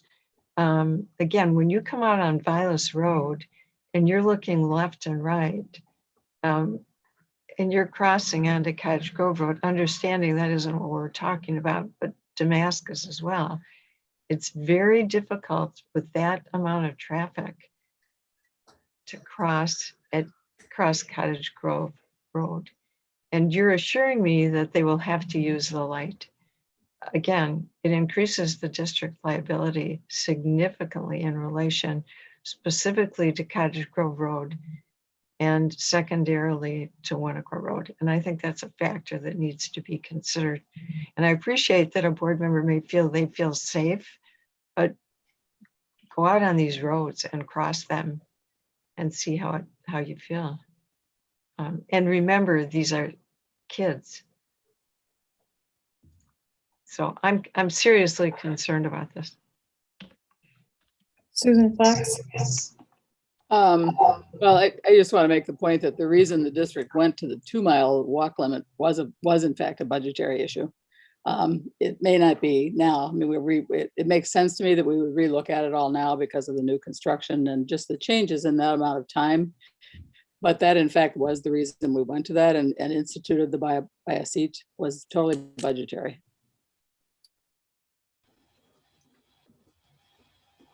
Peter? I guess my comment would be that the last time we expanded the walk zones, we did it without nearly this much consideration of the hazards, the consideration. And we did, as Susan points out, we did do it for budgetary reasons, and we may be looking at similar choices this year, unfortunately. So I'm very happy that we have got a serious analysis in front of us that we can make to inform our judgment on this. And I do appreciate that. Like I said, though, the thing that concerns me is this change at Winnico Road at Dean seems rather odd to me. It seems doesn't match with my experience there. Not that I'm not going to take the data at face value. Sure. But I'm happy that we have got this information in front of us, and really, and I understand your algorithm, and I do appreciate that it seems to me that it's significantly better than what we've done in the past. And really what we would do if we wanted to adjust this is we would look at those thresholds and decide whether or not that they're appropriate thresholds, which is one of the reasons why I want to look at the references that you have for data and for safety. So thank you. It's a tough one. I'm the last person to suggest that we should compare, we should look at trade-off safety versus dollars. We want to make sure that we do this safe. That all our students are as safe as we can reasonably make them. I spend every day of my life trying to improve roadway safety, so I think we're all on the same team here. Would you have a recommendation for the intersection of Winnico Road and Schluter Road in terms of the students coming out of the Birchhaven Circle area? In terms of improve what we could do to make that a safer place for students to walk. Sorry, my connection broke up. What was the specific intersection? The Winnico Road and Schluter Road. Help me find Schluter. Down, it's down at the south end of the walk zone, over to the left. Oh, right there. Yeah, there you go. Yep. Yeah, we'll be taking a specific look at that. Yeah, it's currently a 3-way stop. And yeah, I'm not sure if there are crosswalks, but that's what it is right now, John. Okay. So maybe a 4-way stop and a flashing or a mark. Yes, but right now, on this recommendation, it is a 3-way stop, and it is a high hill with significant pedestrian traffic in addition to the road traffic. So you can have a car coming up the hill, turning left with no blinker on, or car going straight. I mean, it's a 3-way stop. One of the issues I have with Monona is that they don't build sidewalks, which means that, we end up with busing more students because of the safety issues. And so a savings for the city ends up being a cost for the school district. Now, obviously we have to keep our students safe, but I'm wondering if there's a possibility that the city might work with us on improving the safety of those, some of these intersections.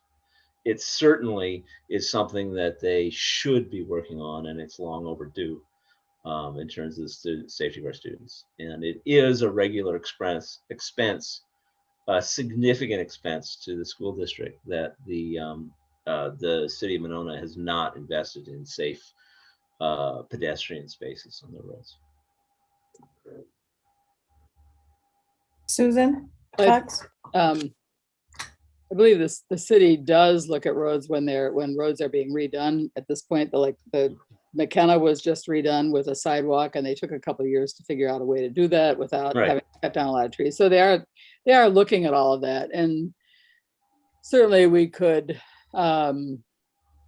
approach public safety, perhaps even the committee, about that intersection at Schluter and Winnico and see what their thoughts are and what could be done. I mean, we just added a stop sign. We've added a couple stops. The city's added a couple stop signs in this past year, and maybe there would be some interest in making that a 4-way stop. I don't know. I mean, it's, there are some options that could be looked at, I think. Yeah. I mean, and then the other point would be this intersection of Winnico and Dean, which is a skewed intersection, and that makes it a little more difficult, a little more challenging. It's a wide intersection, it's skewed, and it might be a good place for some safety improvements.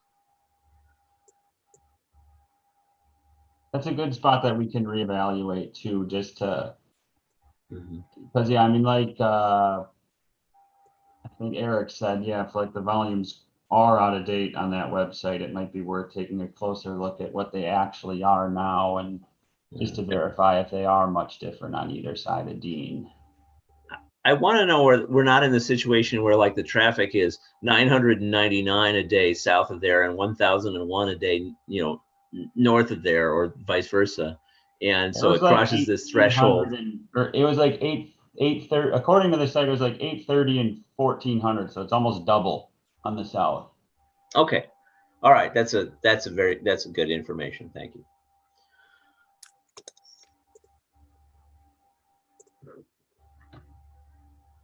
Okay, doesn't appear to be any other questions. Whoops. Sorry. Oh. Okay, Peter? No? No. Okay.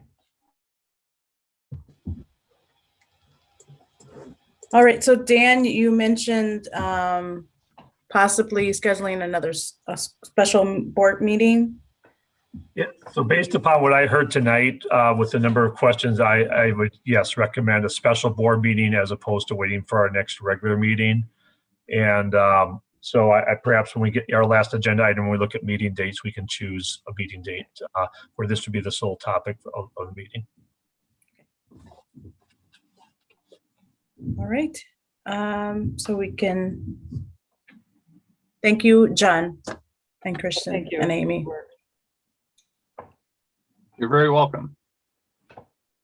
Peter? I would just comment on that I do understand the algorithm. I do understand where they're coming from. I would like to look at their opportunity to look at more detail at the you know, the backing for their algorithm methodology. I would also like a little more opportunity for public input on this. I don't think that we need more explanation of where they are or the algorithm, or, you know, from TADI. I don't think we need any more information. The question is just whether we want to accept. I take that, you know, assuming that everything they've done is reasonable. The question is, do we just want to make this recommendation? I'm not going to second guess the evaluations, or do we want them to come back with, you know, lower criteria, for example, to shrink these areas or something. So I don't think that there's more, you know, I have to beat to death the John about, you know, various intersections or so on. It's just a matter of choice, given I think we have adequate information. It's just a matter of choosing whether or not we want to do this and go forward with this.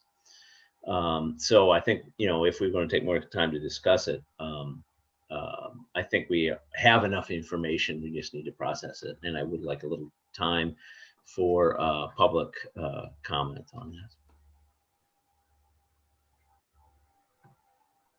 Okay, thank you, Peter. All right, so we can move to revise GDS school start and end times for 21-22. Okay, so the board approved back in May the start end times for all of our schools. Of course, another thing that we need to do with the bringing online the new school at Granite Ridge. And so there's a pretty detailed conversation that night about the rationale. And then lo and behold, after that, as we started looking again at, going the next step of bus routes, we made a mistake. And then I need to take ownership for this. Everything seemed to make sense. And all of a sudden we realized, well, the plan was that parents who have students at both Granite Ridge and Glacial Drumlin, even though they have different start times, all along we assumed that, yes, we should have the ability to drop off children at Granite Ridge and then move on to Glacial Drumlin and not have to come back, 20 minutes later, type of thing. Likewise with our busing. And we realized we had too large of a gap in between the start times between Granite Ridge and Glacial Drumlin. Part of where this conversation came from is when we started putting together kind of the schedules about when the buildings open and supervision. And as Chris Langer put together, traditionally, we've always had the building open a half an hour in advance. Clearly, that wasn't going to work in this case. So we did some problem solving, looked at those bus routes, looked at the supervision schedules, and we're recommending a 5-minute adjustment to account, for that. And so the first document that's attached shows the start and end times that were approved in May with the recommendation of Glacial Drumlin just adjusting to 5 minutes earlier, 8:15 to 3:35. So if you have any questions, Jared is part of that conversation. Chris Langer is with us tonight as well. We can, talk about that. Dan, I'm sorry. I want to interject. I'm sorry. So John, Christian, and Amy, we are done with the topic. I wanted just to let you know that we moved on. So I apologize for that. Just want to make sure. Okay. Okay. Everybody have a good night. Good night. Yeah, thank you. Thanks. Comments. Bye. Sorry about that. I wasn't paying attention. So, okay. So, so the recommendation is to adjust by 5 minutes. So does anyone have any questions on the rationale or any additional clarification about, the schedules?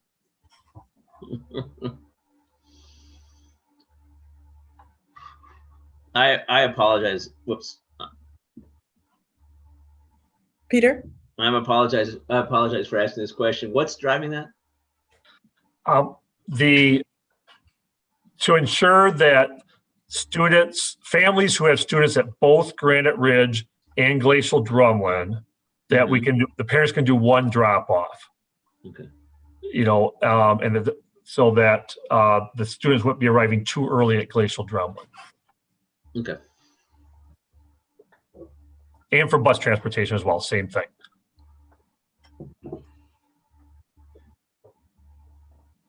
Elizabeth?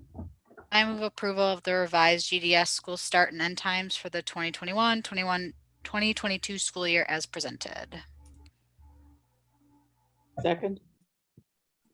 Okay, it's been moved and seconded. Can do a roll call vote It's or any discussion. further discussion?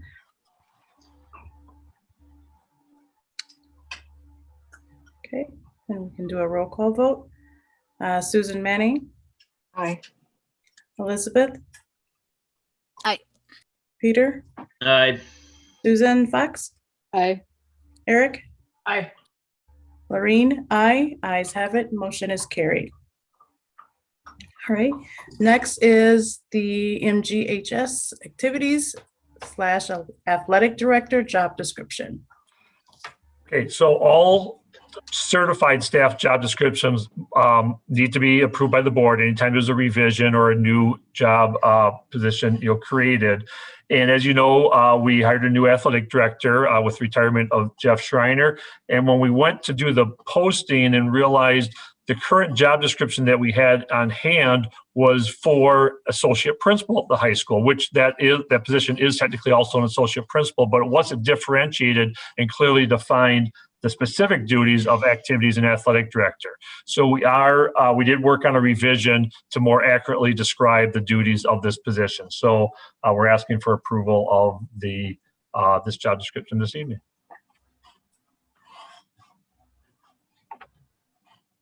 Okay, Peter? I don't like athletic / activity / athletic. I mean, athletics is an activity. Why don't we just call it an activities director? That is a really good question, and believe it or not, we've debated that. You wouldn't believe how much time we spent on that very question about what the title should be. And where we landed on doing the you're right, it's a lot cleaner just using activities. And part of it is you understand that. Those of us in education kind of understand that, but there's a lot of folks that don't necessarily understand the difference. And so when we're looking at stating, publicly positions and so on, the word athletic is what a lot of people are looking for, the athletic director, specifically for the athletic programs and with WIAs. So that may not be a good answer, but that's the rationale for why, and that is fairly commonplace to have both, just to make it clear that it is covering both areas. But yeah, it could definitely be an argument for just doing activities. So long as you have an answer, that's fine.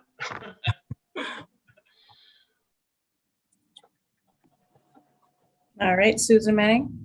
Well, if you want to make that change, I think the best way to make it is activities and athletic director, and that'll continue the clarity of the athletic piece.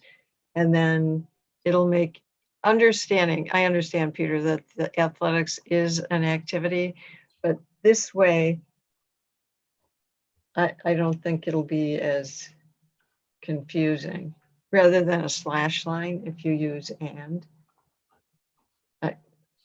I agree with you. It's awkward. It's an awkward title. So it's no longer considered an assistant principal position, or? Well, it is. Yeah, so in the position summary made it clear that it was under the direction of the building principal. But then that even got longer when we said associate principal for athletics and activities.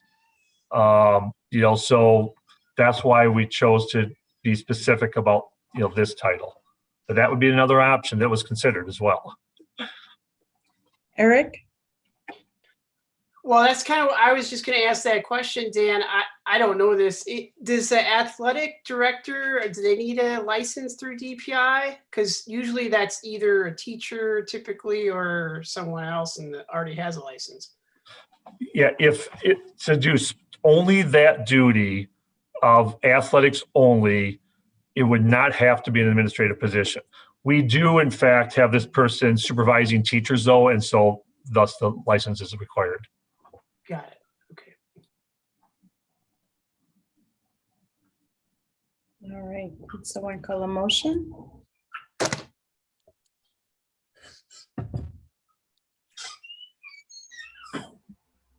Peter? I'd make a motion for approval of the MGHS activities athletic director job description as presented. Second. Okay, it's been moved in second. Any further discussion? Elizabeth and then Susan Manning. I just want to say for the record, I agree with Peter. I had the same thought. I was like, is athletic not an activity? And I understand that's the industry standard and all of that. Susan? Again, I think the title continues to be somewhat unclear, and I think that should be improved before we approve it. And it's easy. I mean, they can just bring it back in 2 weeks and we can approve it with a better title. Susan Fox? Or couldn't we amend it tonight to just say activities and athletic director? Yeah. I mean, we could move to Just do to that. start, right? Based on the history of this position, I absolutely agree with having both activities and athletic in there, because historically it was just athletics that this person dealt with. And that changed, I can't remember exactly when, but it was several years ago. But prior to that, the other activities didn't have the equivalent director. So it is a change. So I think it does need to be noticed. So I will move to amend the title to activities and athletic director. Second. It's been moved in second. Any further discussion? Okay, we'll do a roll call vote. This is Elizabeth? just on the amendment. Just on the amendment, right? Okay, so we're doing a roll call vote. Yeah. Right? Okay. Right. Elizabeth? Aye. Peter? Aye. Eric? Aye. Susan Fox? Aye. Susan Manning? Aye. Lorene? Aye. Ayes have it. Motion is carried. And now we have to vote on the main amendment as amended, Okay. because it's already been moved and seconded, but now that it's been amended, we have to vote again. Okay, all right. So roll call vote again. Elizabeth? Aye. Peter? Aye. Eric? Aye. Susan Fox? Aye. Susan Manning? Aye. Lorene? Aye. Ayes have it. Motion is carried. All right, next is the 2021-2022 preliminary budget. No, I think we missed Policy an item. revisions. you Yeah, missed an item. Yeah, policy revisions would be next. Oh, sorry. It's okay. Policy revisions, deletions. Okay, this is a second reading. We went through it, of course, at the last meeting. Pretty straightforward. It was just to correct an inconsistency between two of our existing policies with regard to the number of board members on the Employee Relations Committee. Susan Fox? I would move approval of the revised policies 3340.01 and 4340.01 as presented. I'll Okay. second that. Okay, it's been moved and seconded. Any further discussion? Okay, roll call vote. Elizabeth? Aye. Peter? Aye. Eric? Aye. Susan Fox? Aye. Susan Manning? Aye. Lorene? Aye. Ayes have it. Motion is carried. Okay, next is the 2021-2022 preliminary budget. All right, so I do have attached the preliminary budget. In addition to that, I did put together a PowerPoint that I attached prior to the board meeting tonight. The PowerPoint will just keep me focused on what we need to talk about. And then it will also have this, similar information that's in the packet, specifically when we get to the preliminary budget side. So I'm going to share my screen here.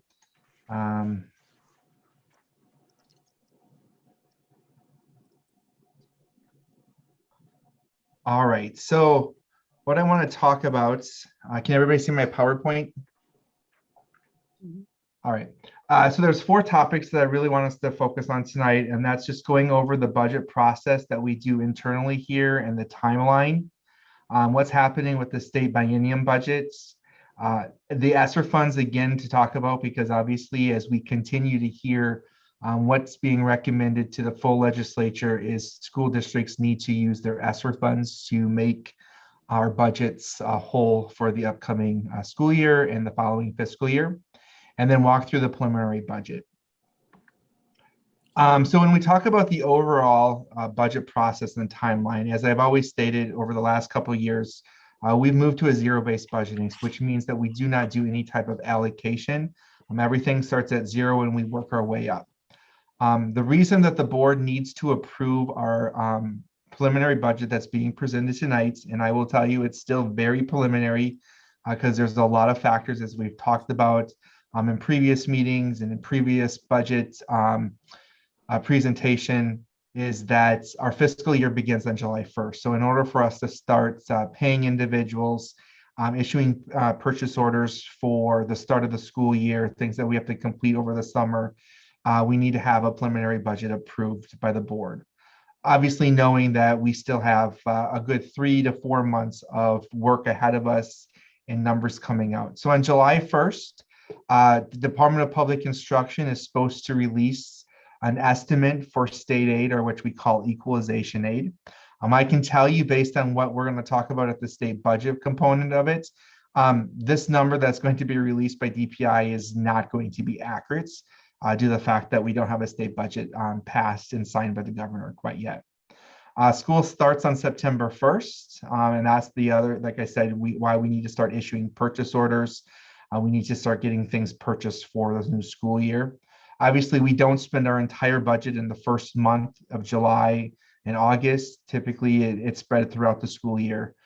So it's just a formality that we need to go through. On September 13th, the district will have its annual meeting / budget hearing. And then on the 17th of September is when we really start rolling through the official numbers game that will help us finalize our budget. So on September 17th is our third Friday membership counts. Then on October 1st, the Department of Revenue will release their property values. And then on October 15th, our final amounts, hopefully with that we have a state budget by that time, that we have our state aid, equalization aid amounts are released. And then with that, we should be able to have the Board of Education at their normally scheduled October 27th board meeting approve the final 21-22 budget based on all the final numbers that have come in. Moving on to the state biennium budget. So what we do know is that the Joint Finance Committee has wrapped up their work. Right now, staff at the Capitol are working through finalizing the budget bill language that is anticipated to go to the Assembly on Tuesday, June 29th. And then based on that, we'll move to the Senate on Wednesday. And if both of those, if the bill passes identical, then it will be forwarded on to the governor's office for either a complete veto, line item veto, approval, and that's obviously to be seen yet. We don't have the final language to even start hearing what that might look like. I wanted to share what is being forwarded based on the knowledge that we have that's been shared with us through multiple different aspects. What we do know that's coming from the joint finance that'll be passed along is that there's no increase in per pupil amounts.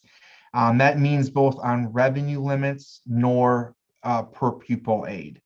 If you recall, revenue limits allows, typically we've seen, between close to an inflation. So $179 per pupil last year goes onto our base amount and continues to build. Or back a few years ago, they changed and started giving a categorical aid called per pupil aid, which was outside of the revenue limit, but it gave new revenue to school districts to be able to build their budgets. At the same time, last Thursday's Joint Finance Committee on their final session, they approved to increase equalization aid. So we do know, based on the information that we're receiving, is that the state of Wisconsin will continue to have met the maintenance of effort concern about the potential of losing our federal ESSER funds based on the action that happened with the Joint Finance Committee. We believe that's going to meet that expectations for the federal government. But what I want to point out, as we pointed out before, is it's great that we can talk about a 2/3 funding of public education, but it's not 2/3 funding to the point where school districts are going to get any additional new revenue to be able to take care of new expenditures as it relates to inflation at the minimum. So what equalization aid does is it gives property tax relief, which is obviously a very positive thing. And as we continue to work through this, we continue to hear how high property taxes are in the state of Wisconsin and how we rank higher in the Midwest or in the nation. And part of that is because school districts are funded through property taxes. The other part of it is special education aid reimbursement. So we are required, state mandates to obviously provide special education services to students with IEPs.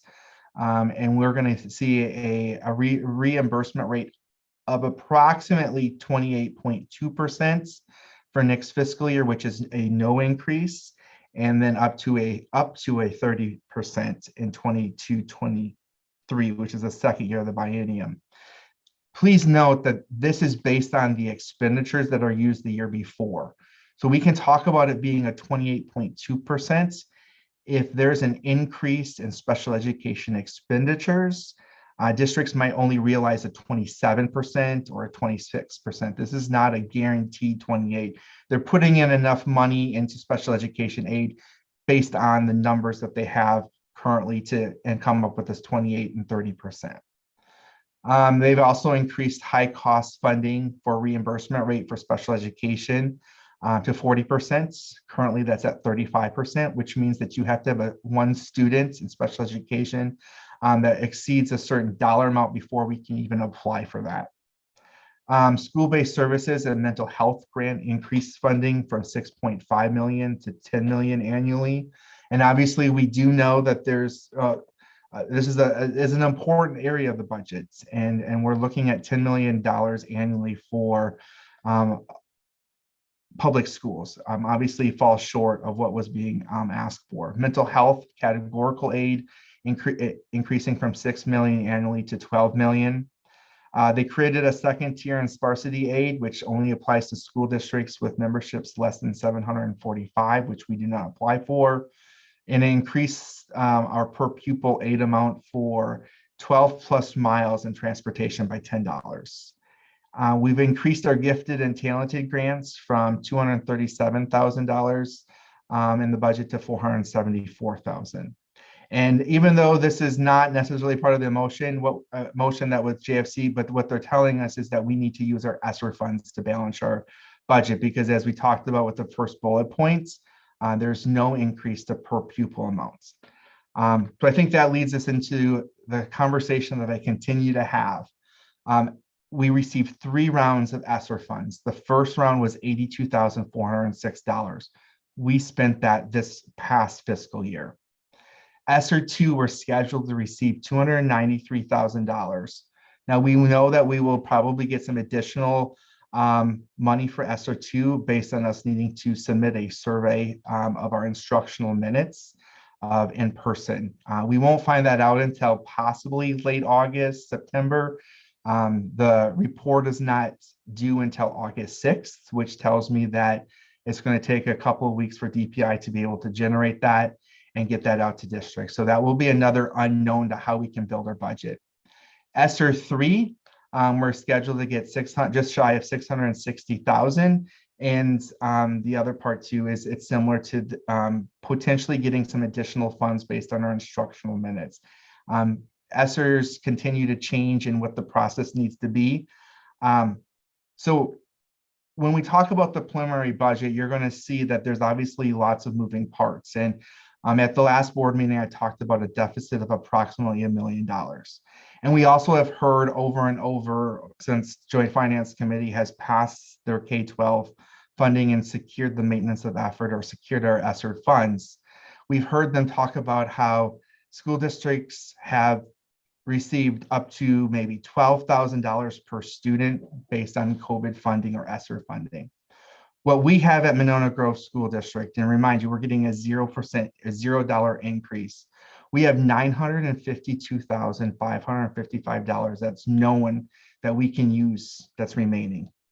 That equals $191 per student. And that's according to the Legislative Fiscal Bureau. That's not us at the district creating a number and dividing it out to make the number work in our favor.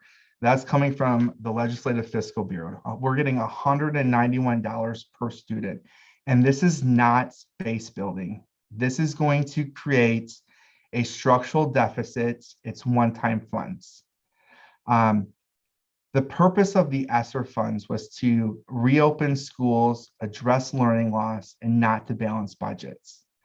What we're going to do is any of our fixed costs that have inflation rates, that's what we were asking for, a $200 per pupil increase.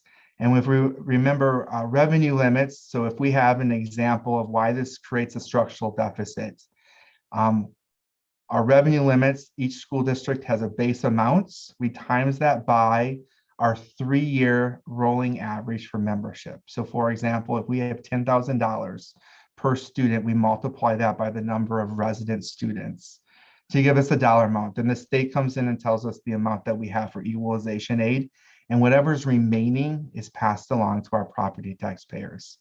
By getting even if it was $150 or like last year, $179 increase, that $10,000 base goes to $10,179. That's what starts the next fiscal year.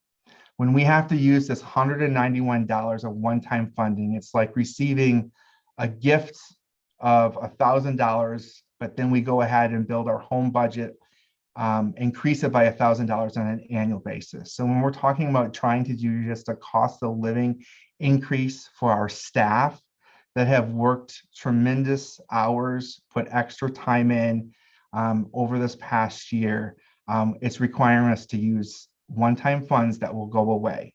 And that's what creates that structural deficit. So as we move on to the overall budget, you'll see that we did pass renewed our operational referendum. And during that time, we had anticipated seeing some increase in costs, but we had also talked about wanting to be able to adjust some of our salaries that we were behind in Dane County.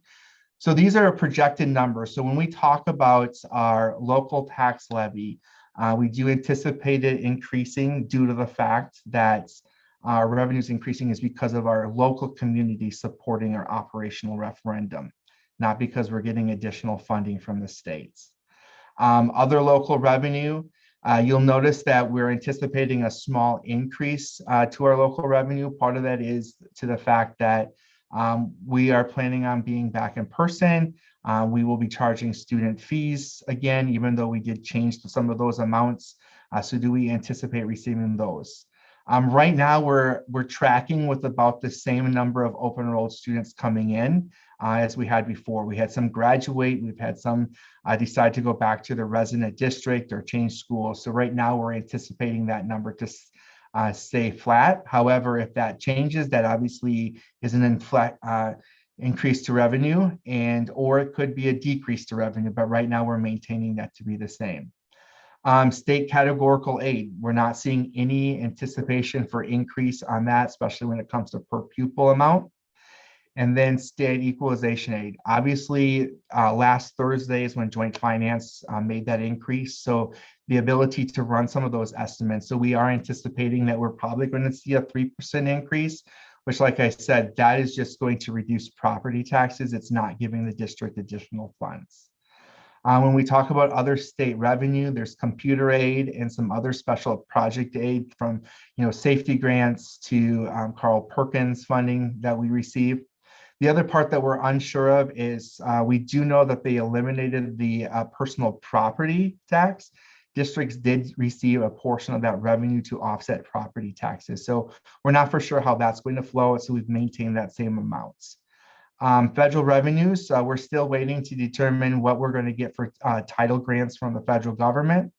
And then other revenue includes like Medicare reimbursement, refunds, and miscellaneous. So we're maintaining that. So right now we're projecting a revenue of just shy of $46 million from the previous year. Then when we look on the expenditure side, like I said, we're making assumptions that we want to move forward with a cost of living increase for our staff. We also are opening up a new elementary school, which requires some additional staffing. We're obviously preparing for what does educational loss look like? What are some of those additional needs that we're going to potentially need? And so we're trying to build some of that into our budget, where before we were planning on being able to use some of our ESSER funds to be able to offset that. But now that ESSER funds seem to be the requirement that's coming from the state to balance our budgets, some of those instructional plans might have to be set aside, or we're going to have to become very creative on how we're going to address the issues that might appear next school year. So when we talk about salary and benefits, this represents some new staff due to the facts of a new opening and the cost of living. In addition to that, the inflationary rate for health insurance, dental insurance. When we talk about purchase services, so this is where zero-based budgeting comes in to be very beneficial to the district. And obviously all of our principals and department heads have been obviously talked to. We can't finalize a budget until we get the final numbers from the state and what our enrollment is. So these numbers might change. But when we talk about purchase services, this is from our utilities. We know that we're working towards getting our solar array started and going at the high school. So it might not be started as soon as we would like. However, we're anticipating seeing some savings there. We do anticipate subsidy costs. Is that going to be higher than normal years because of potential what's going to happen in the fall with COVID, and what's the expectation with that?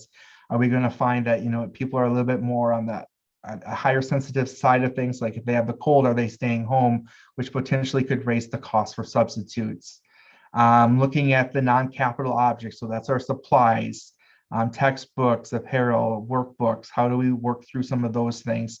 That's just a modest increase. I mean, that's really less, close to 1%. And so as we start to see changes in opening a new school, that does require some additional funds.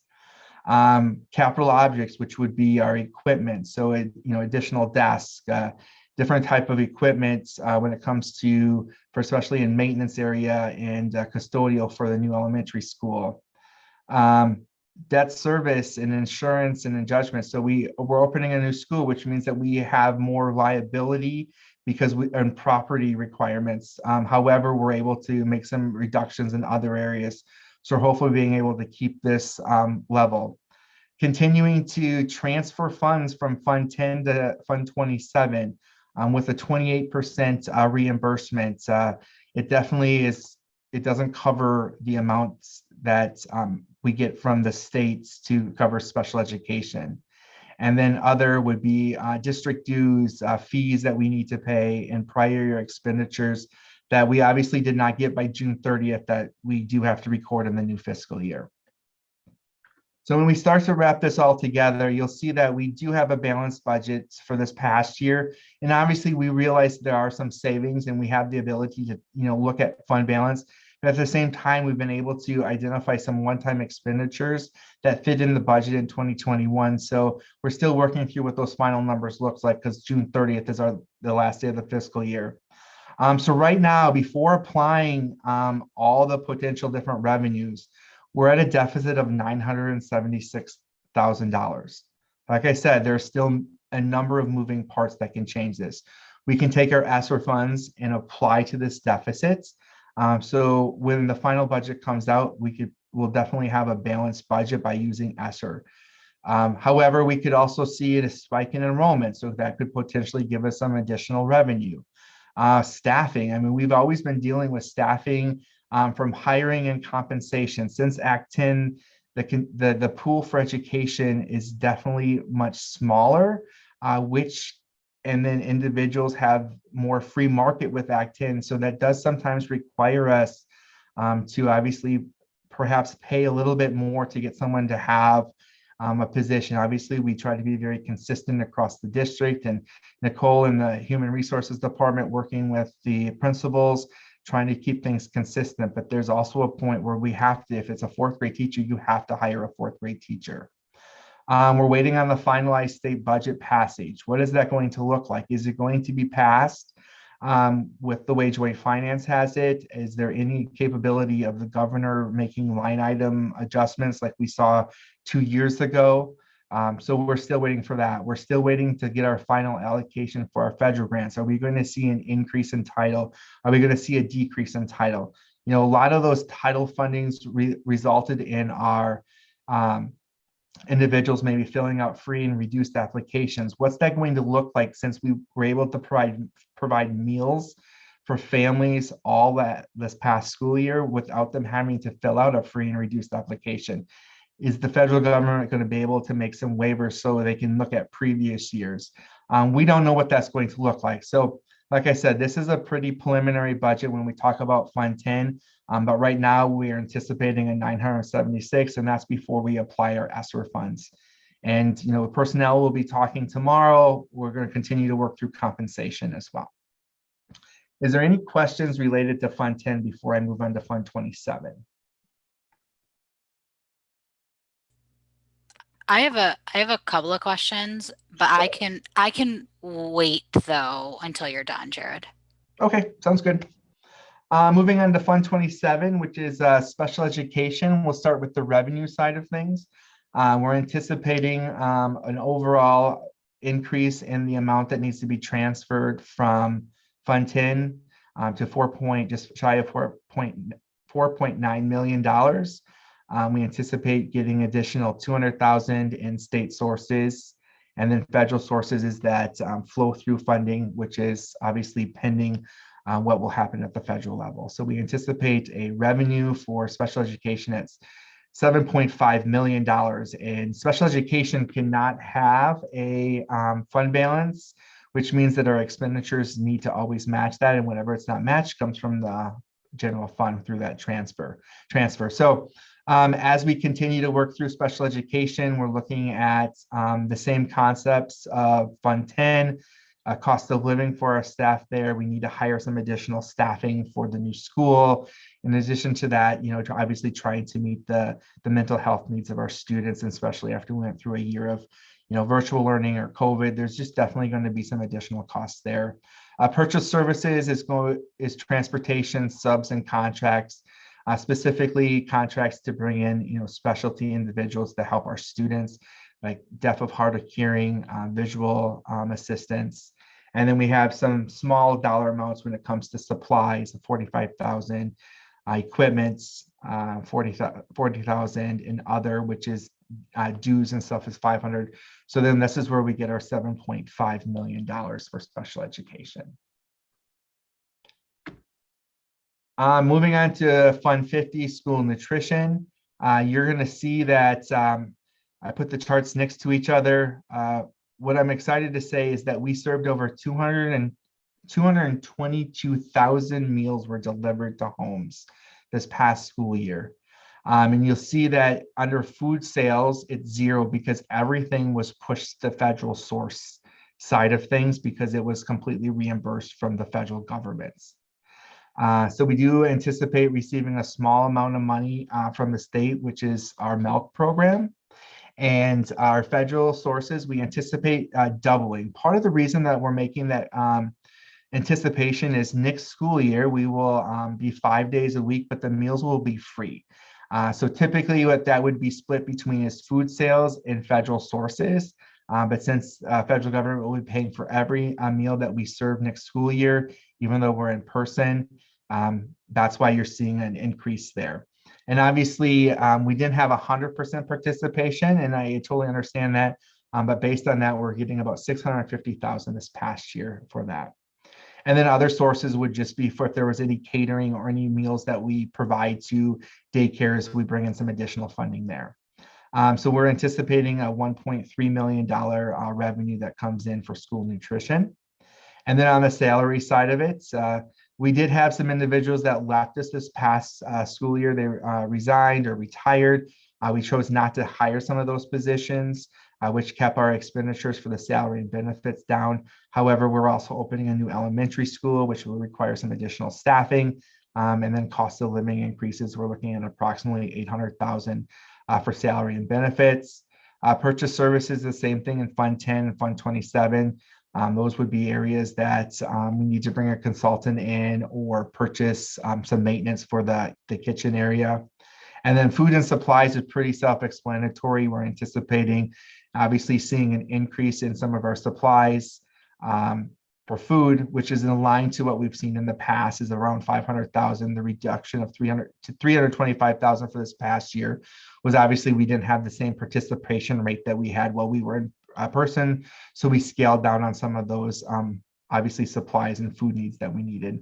And the miscellaneous would be the dues and fees, obviously the fees that we need to pay the city of Madison, city of Monona, Dane County, Village of Cottage Grove for inspections, public health for our kitchens. And then Fund 80 really talks about, this is another area where we have a tax levy. This past year, we are at 650,000. We're projecting to increase that to 700,000. This is where our pool, our summer camps, our auditorium is funded from. And you'll see that this past year, we didn't budget for any community service fees, which are fees that would be paid for through swim lessons. Obviously, because COVID, we were closed, other than we had opened that up in late May. So we're going to obviously see some revenue come in, but we did not budget for anything on that. Obviously, with that, we also have some salaries that run through it, and not being in person, there were some reductions, and obviously not needing lifeguards. So we anticipate to be hopefully back to full capacity in the fall. So we're starting to see our salary and benefits increase there. Our purchase services, that's where we work with the city of Monona and the Village of Cottage Grove for our school resource officers, our community cable personnel, and then obviously some of our summer camps that we provide. Supplies, we anticipate a small increase. Equipment, we're in that recycle for media room replacements, and obviously some summer camps need some additional equipment because we didn't purchase it last year, so we were sort of doubling up. And then miscellaneous expenditures would fall within dues and fees. So we're anticipating a balanced budget in Fund 80 of about $800,000. So what we went through tonight was the funds that all have activity starting right away in July. The other funds that will have activity does not start until after the board has the ability to, or the annual meeting, the budget hearing, and then in addition to that, the final approval of the budget. So that brings us to questions.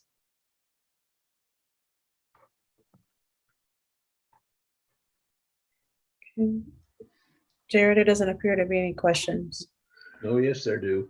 I have Oh. questions. Oh, okay. Elizabeth? Thank you.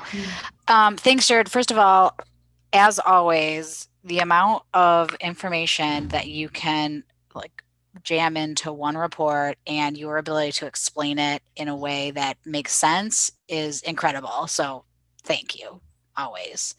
I have 3 questions, 2 that are for you, and 1 actually that might be a better question for Krista. So Krista, get ready. One is, this is a simple question. So going back to the budget proposal, for the categorical aid regarding school mental health, that did not expand, correct? It's still school social workers only? That is our understanding, yes. Okay. Great, thank you. Second question around maintenance of effort for ESSA. So I recognize that the sort of fix for the mistake of not meeting the maintenance of effort requirement is around increasing equalization aid. Is there a chance that that won't actually meet maintenance of effort? Is there concern around that, or are we pretty confident that we'll get ESSER funding? What I can tell you is we're being told that it meets it. And I mean, I know there have been some individuals that have reached out to the Department of Education at the federal level. But based on what DPI is telling us is that it does meet it at this point unless they hear something differently. So until the budget's approved and we really get a confirmation from the federal government, which obviously will flow through Department of Public Instruction, I can't speak 100%, but based on the information we have today, they're telling us that we should be fine. Great.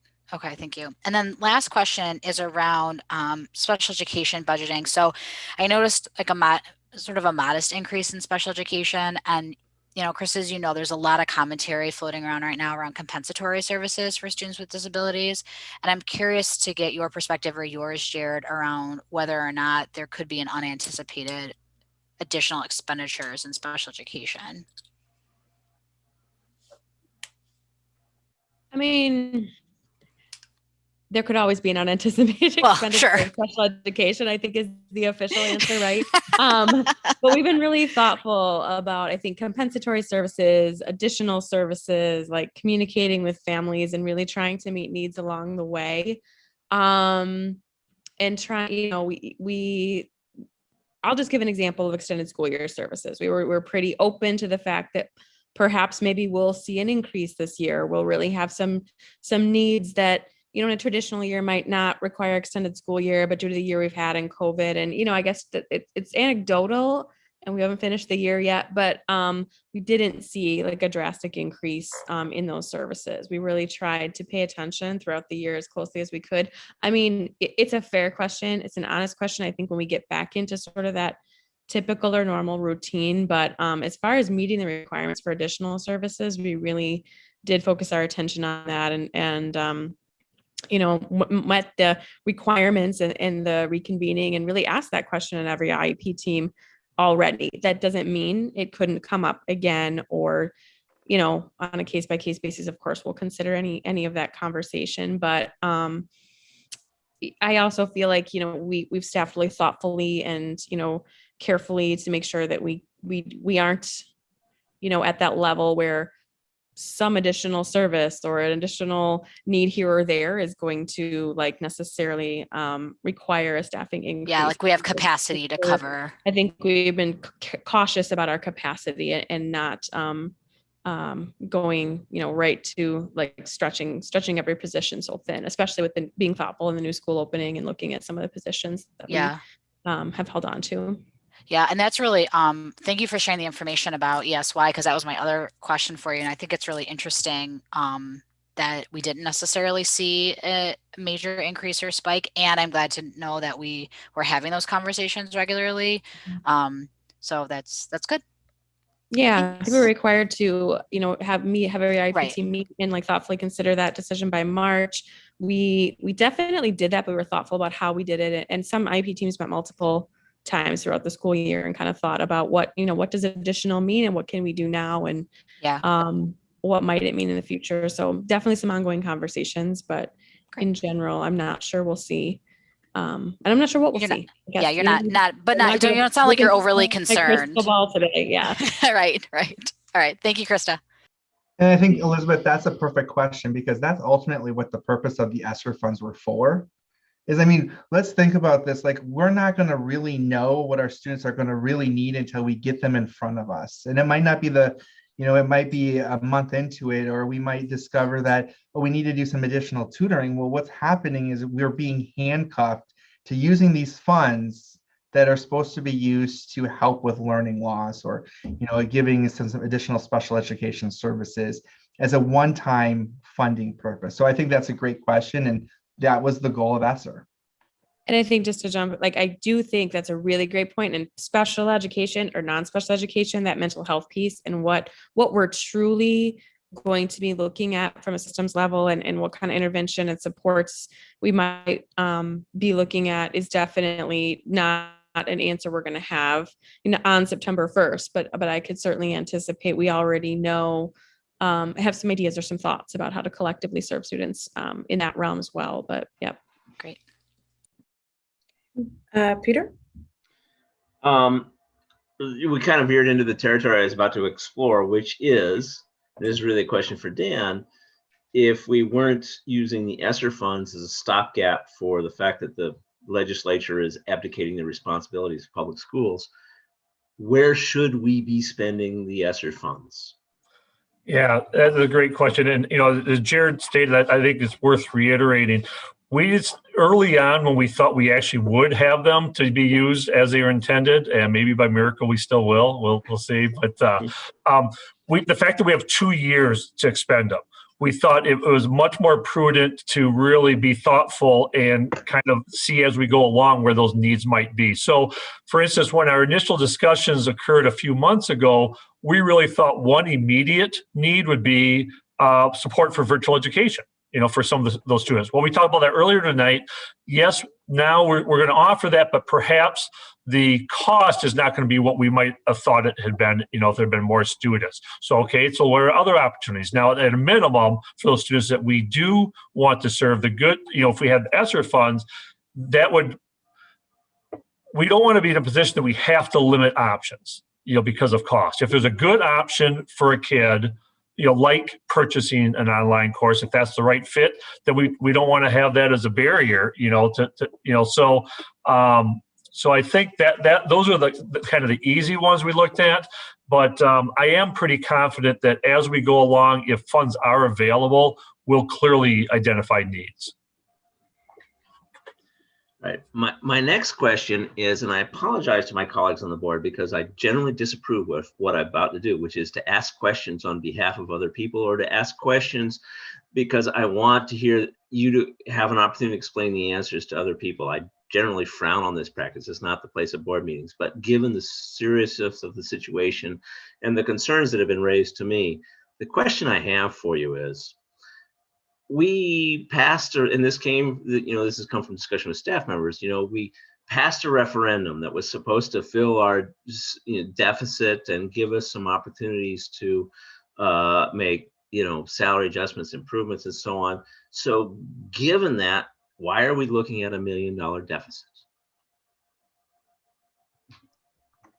Well, the simple line is we're getting absolutely no increase from the state of Wisconsin for public education.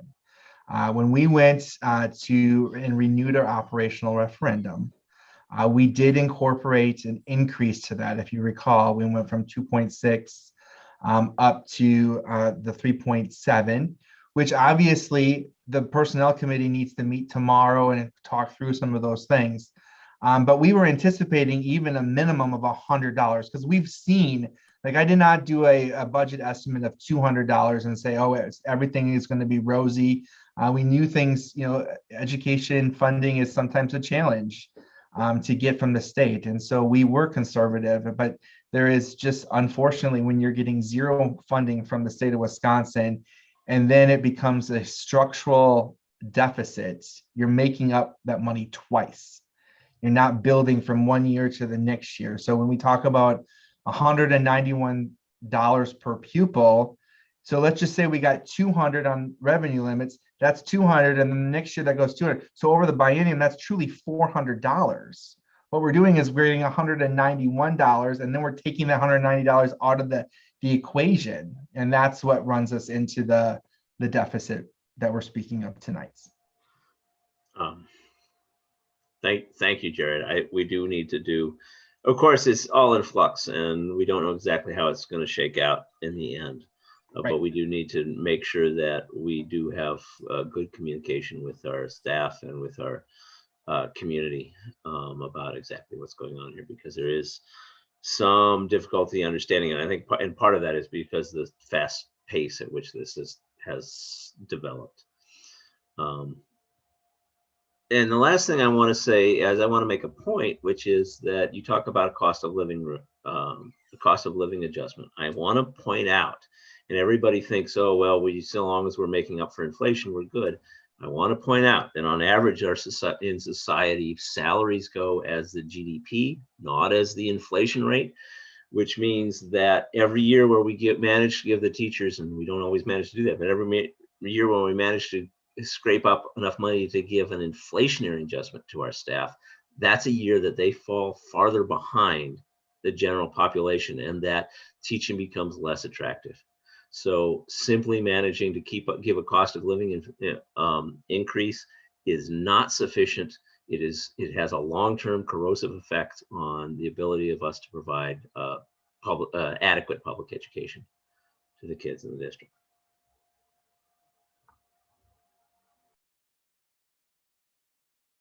Sorry, I can't emphasize that enough. I mean, we've been fighting that for as long as I've been on the school board, and it has long-term corrosive effects that you can see in outcomes in Wisconsin today.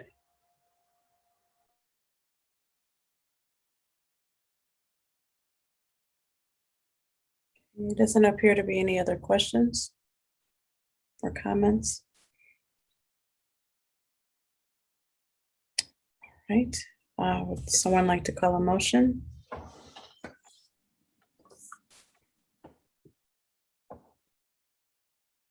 I move approval of the 2021-2022 preliminary budget as presented. Second. Okay, it's been moved and second. Are there any further discussions? All right, then we can do a roll call vote. Elizabeth? Aye. Susan Fox? Aye. Susan Manning? Aye. Peter Sobel? Aye. Eric? Aye. Lorene? Aye. Ayes have it. Motion is carried. All right. Next is the correspondence to state legislators. Susan Fox?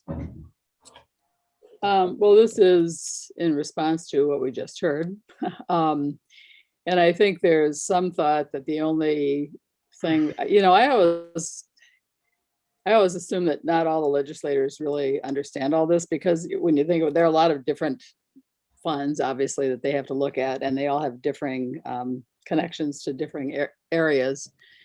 So I just tried to explain some of what Jared explained, because, I don't know that they all, because some of them are touting this 2/3 funding, as Jared said, and it's really not 2/3 funding, since we're not really getting an effective increase when there's not a revenue limit increase. And I don't know whether some of them don't understand that, or they just choose not to say it. But I thought it was important to say that. And I think the only thing we might hope for is that there might be some adjustment in the revenue limit. It seems not likely. It looks pretty grim to me, but I felt like it was worth, I think we do have to communicate those issues and try. So that's why the letter.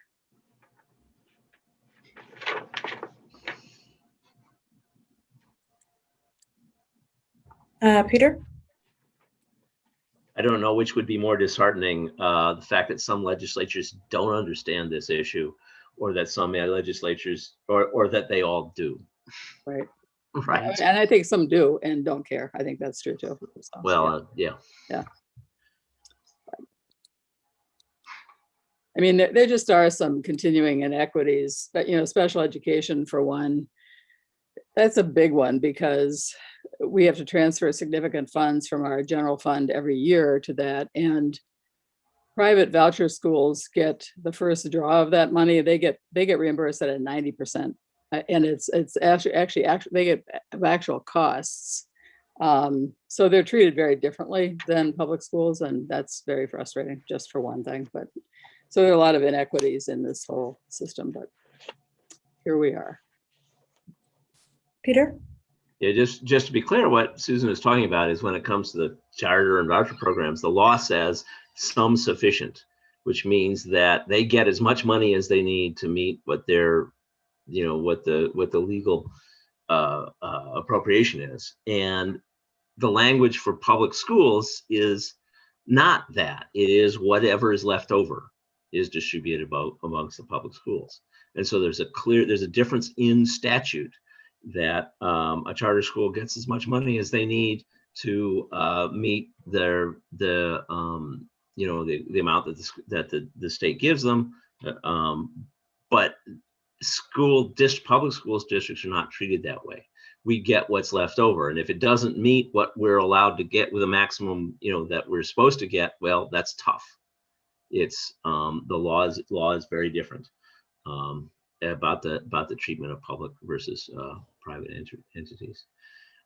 I want to state that I've been on this board since, I don't know, 2008 or 2009 or something like that. And when you look at a year to year, $100, $200 this year, that doesn't sound like so much.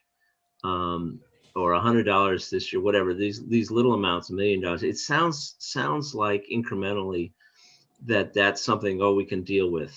And for the most part, we can find ways to deal with it. And the problem is for schools that over the long term, when you do it year after year, when you can't keep up, like I just mentioned, with just being able to scrap together cost of living increases. The real problem is not that we have a deficit or $1 million deficit this year. We'll be able to figure out how to deal with $1 million deficit this year. What we can't figure out, over long term, just is a really corrosive effect on public education, is the year after year inability of the state to provide adequate funding for public education. We used to spend 4% of state revenue, state GDP on education, and now it's down to something like 3.2. And the purpose is we're not spending more on education. We're actually spending considerably less on education in the state of Wisconsin than we did even when I started on as a board member. And it's this year after year, $100 here, $100 there, $1 million here, $1 million there, that adds up every year and is dramatically over time having a dramatic impact on our ability to prepare students. And people say, well, you got $43 million, sure, you can find $1 million. Yeah, we can do that this year, but doing it year after year, that's where the problem comes in. And so focusing on the short term, on this year's budget is one issue, something we have to deal with. But the real issue is this long-term degradation of funding for which we need to find a solution. And given that, I would make a motion to approve correspondence to the state legislatures from the MGSD Board of Education as presented.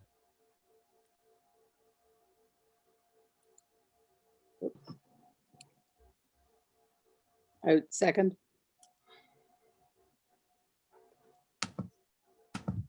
Okay. It has been moved and second. Any further discussion?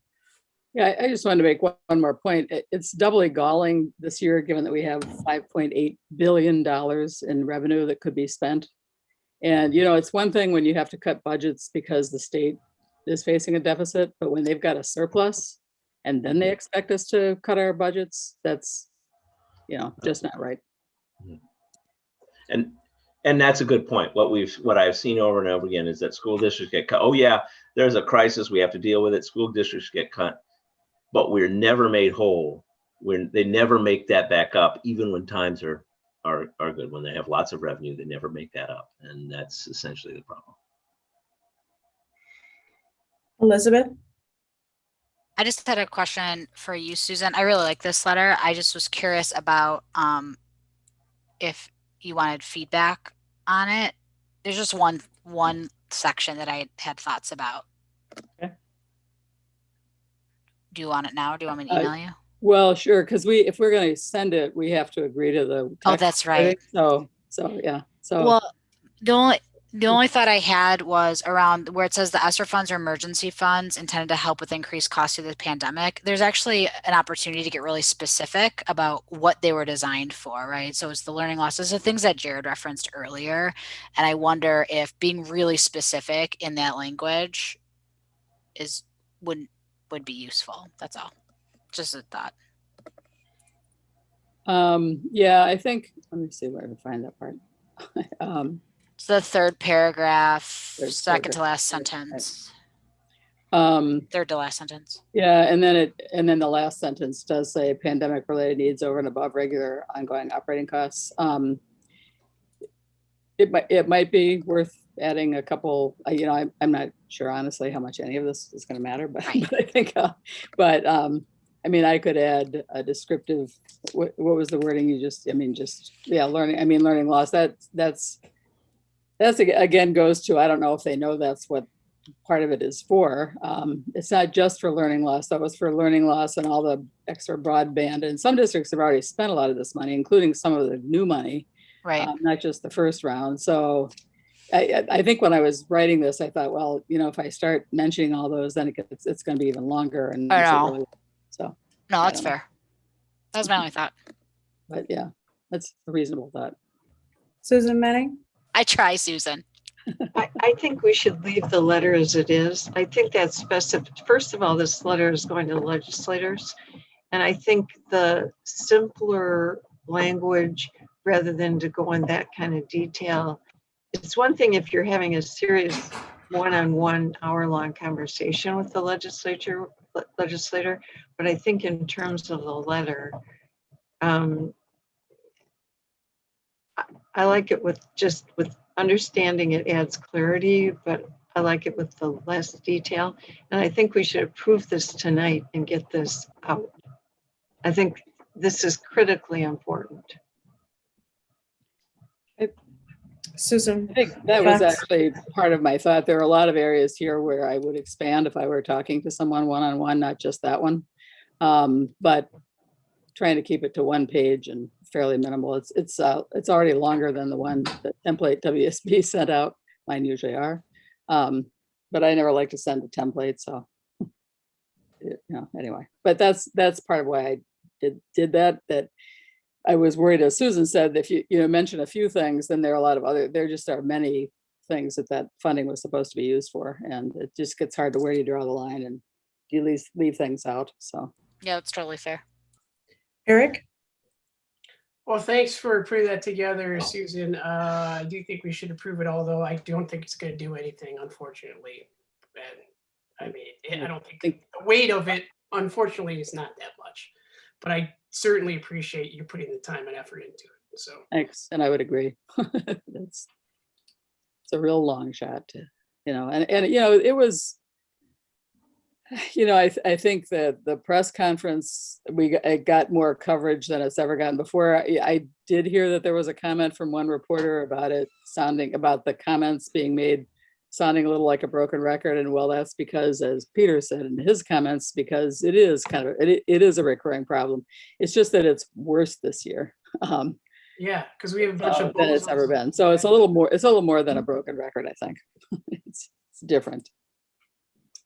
Hopefully they got that, but it did get more coverage, and a lot of cities had press conferences, and I was happy to see it get the headline in the state journal. So, hopefully some legislators are taking note. We'll see. I also would be in support of approving the letter as is, just because of the deadline as well. All right, so it was moved and seconded, right? So we could just. All right, then let's do a roll call vote. Elizabeth? Aye. Susan Fox? Aye. Susan Manning? Aye. Peter? Aye. Eric? Aye. Laureen? Aye. Ayes have it. Motion is carried. All right, moving on to discussion items. Policy revisions, deletions, first reading.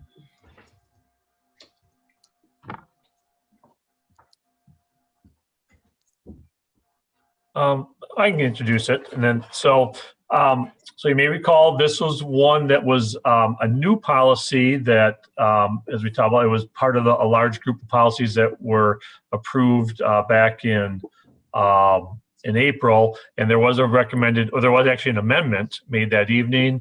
And then the policy committee went back and considered some of those suggested amendments, and the end result is what the committee is recommending now for this new policy regarding board member behavior and conduct. So we do have, because just to be clear, the one that shows the strike-throughs and changes, those represent amendments from the initial proposal from the committee. And then there's a clean version that makes it a little bit easier to read as well. So.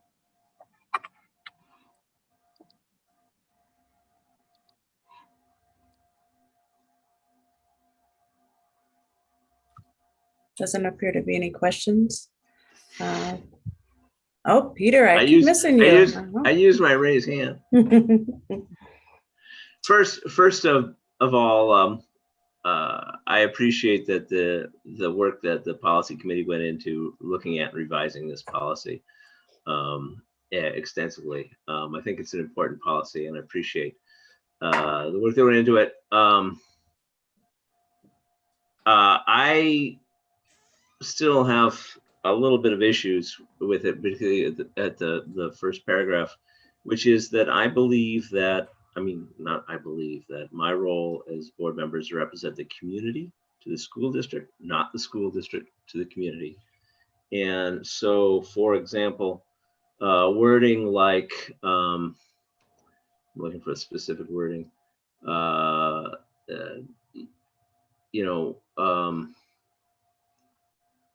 I'm sorry, there was some wording and now I can't find it.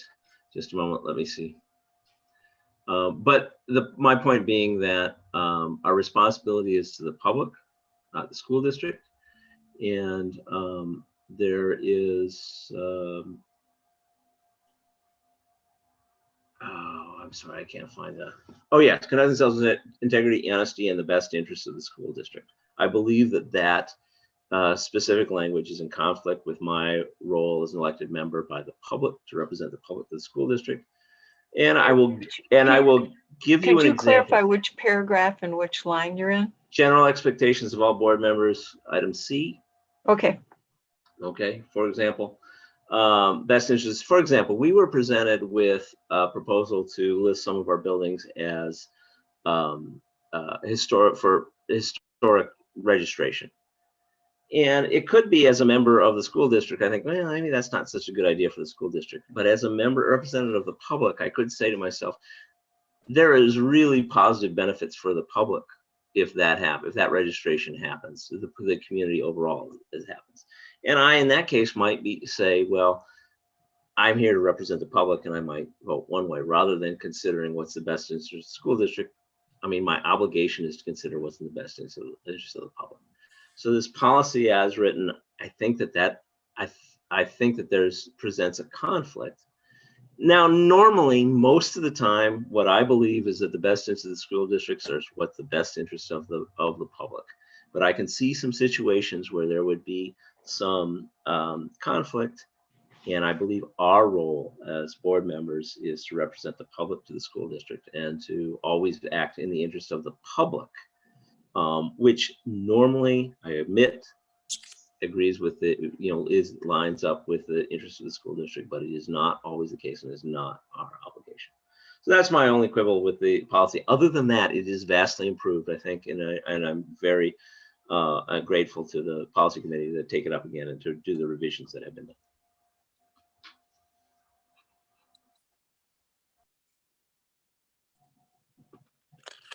Okay, Susan Manning. And maybe Susan and Elizabeth would like to comment on this, but my notes on that discussion in the committee talk about some lack of clarity in the language that was previously suggested, and that is, so it would have read, conduct themselves with integrity, honesty, and in a manner that reflects positively on the board. So positively on the board, if I disagree with 6 other members of the board, it could be interpreted that my manner is not acting positively on the board. So that tended to open serious questions about what your board actions could be or would mean as directed by policy. And it reflect positively is just too difficult to define or to understand. And so we just thought it would be easier to delete that language and state the expectation from the district is that you act in the best interest of the school board, looking out for the students and the staff and the district as a whole. The other thing is if a board member would like that language to go back in, we need that in writing for the next policy meeting for policy. Yes. Peter and then Susan Fox. Yeah, I would suggest the language, and yeah, I would put that in writing for the next board meeting. And I would suggest the language should be there should be conduct themselves with integrity, honesty, and the best interest of the public. And then the other language I was looking for is actually in the second paragraph where it says, for protecting the interests of the school district as a legal entity. That's not my job. I'm here to protect the public interests, not the legal interests, the interests of the school district as a legal entity. And I specifically object to that language because that's not my job to protect the school district as a legal entity. It is my job to protect the interests of the public here. Susan Fox. Well, we had a lot of discussion about this. We spent over 2 hours talking about this policy, and we talked about those very points that you're making, Peter, and we that was not how we didn't agree with that. We looked at key work of school boards. It talks about building public support, promotion of the school district, decisions based on fact and data, not public opinion. And it goes on and on. I mean, there are a lot of, so I don't feel if it comes back to the committee, you're going to get a different result. So I guess I'm in favor of simply voting on it tonight. And, if it doesn't work, it doesn't work. But I feel like we've already talked about it as much as possible. So this is the first reading. This is the first reading. Oh, yeah, that's right. It's the first reading. So we're not voting on it anyway. So right, first reading. So, but if it went back, we'd have to bring it for another first read. And I guess I just don't see a point in it because we did talk about it quite a bit in the meeting and didn't come up with right. Well, change the language. Although I appreciate you made a lot of good suggestions and it was really a good discussion. It was a worthwhile discussion because it's a significant policy, and I think it's much improved over what it was. And that is due to your bringing in a lot of points. So. And I just want to comment. I mean, the point of the first reading is for us to have this discussion and to discuss our objections and things we like and don't like, and that's all I'm doing here. And that's fine, right? Well, and we appreciated you coming to that meeting, Peter.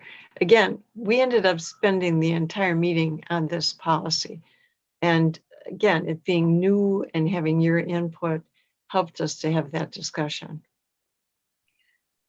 Elizabeth? Thanks, Lorraine. Yeah, I really appreciated you flagging this, Peter, because it ended up being a really good exercise in sort of what is our role. And I think you know, in looking at, like Susan said, WASB and also the National School Board Association, like it's pretty clear that, you know, sort of we have this role around engaging with the school district and engaging in the best interest in that way and not of the public. And so I think that that's just a fundamental difference in sort of how I orient, for example, and how you orient. However, I will say that your recommendation around reflecting positively on the school board and striking that, I think was a really good one, because to me that's different. That's like an attitude I'm supposed to have towards a thing, as opposed to, in the example that you gave, I think is a great illustration of in the best interest of the school district. So you have this idea of a historical, you know, potential historical site, and thinking through the budgetary considerations and potential liability considerations of having that, right? Like that's the lens. And so I actually think the language shift makes it even that much cleaner in terms of what our governance role is as it relates to these positions, as opposed to, I think, how it read previously, which is like, we're sort of like there to be cheerleaders of the school district, which is not our role. And I agree with you, but there is a governance, right, in responsibility to the school district in this role. And so, I really appreciated the thought exercise, even though you and I have come down on opposite sides on it. I just felt like it was a good research exercise. Yeah, I really believe that us cheerleading the school district is in the public interest, by the way. I'm not gonna. Sometimes. Yeah, often. Right. But not always, right? And so reflecting positively is different to me than serving in the best interest. Right.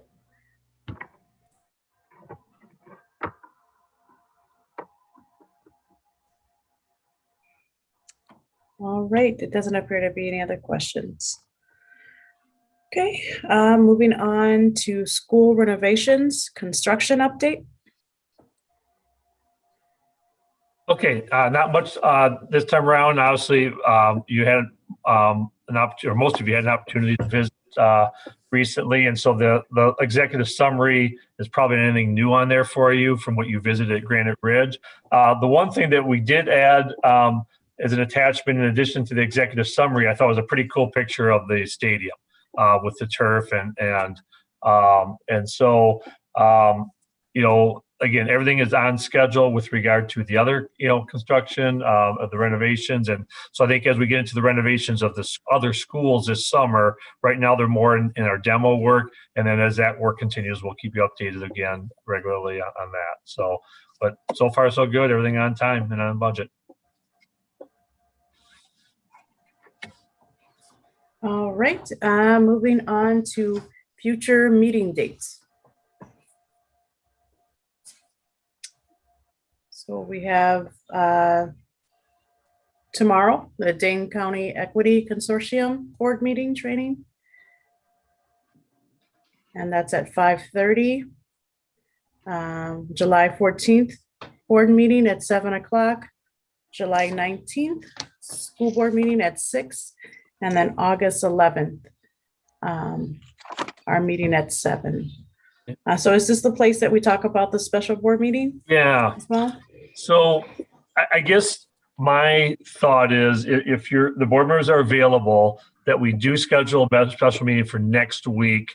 And I think for two reasons. One is we'll see if any modifications are done based upon input tonight of board members. You know, we'll go back and Taddy will look very closely at the things that you pointed out.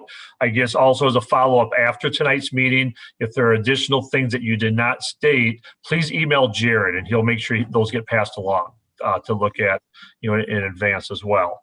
But I think the timeliness is important so that if you are comfortable in approving what is presented next week, great, we can move on then with the scheduling. If there are still concerns and you're not ready to approve, that would give us additional time then to make those final edits to meet your approval.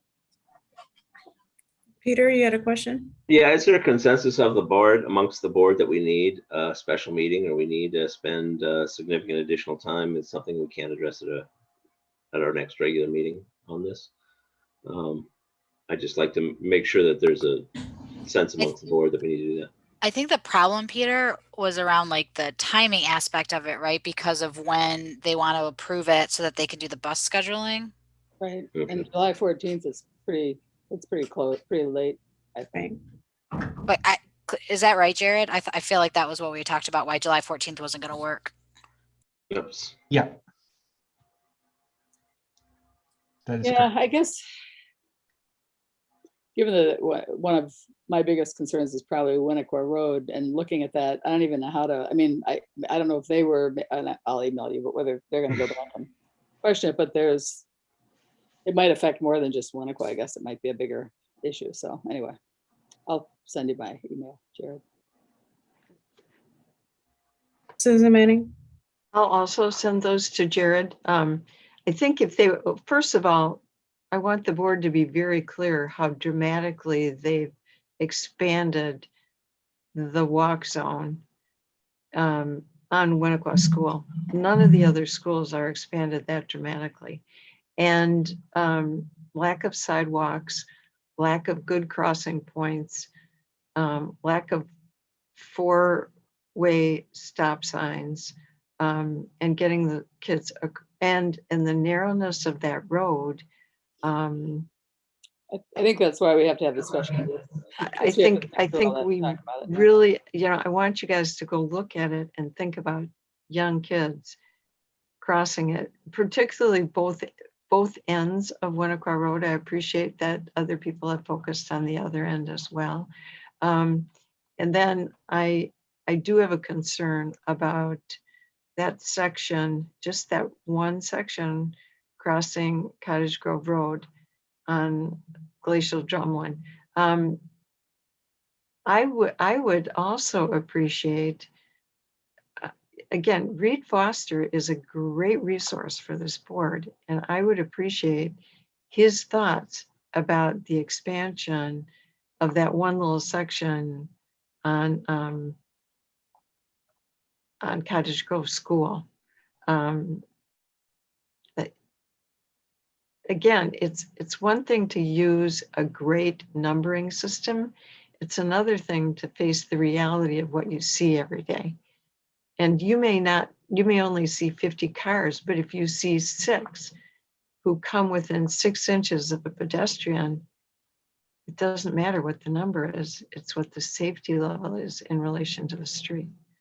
So I would really appreciate a chance to talk about this some more. And I strongly support having us meet so that we can meet Jared's timeframe. So Wednesday the 30th, is that possibility? Oh, next Wednesday, the 30th? I'm just throwing that out there. Monday night is Oh, I'm sorry. not good for me, so yeah. But What time? Do you want to say 6 o'clock? Wait, are you talking about Wednesday?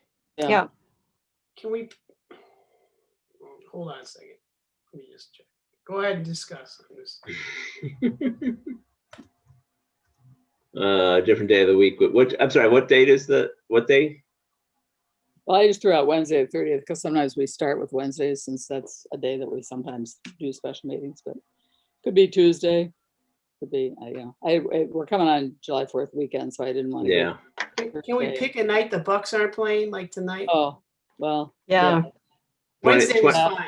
29th is better for me. You'll actually, Eric, you'll be glad you missed the last 3 minutes of that game. How do you know I missed it?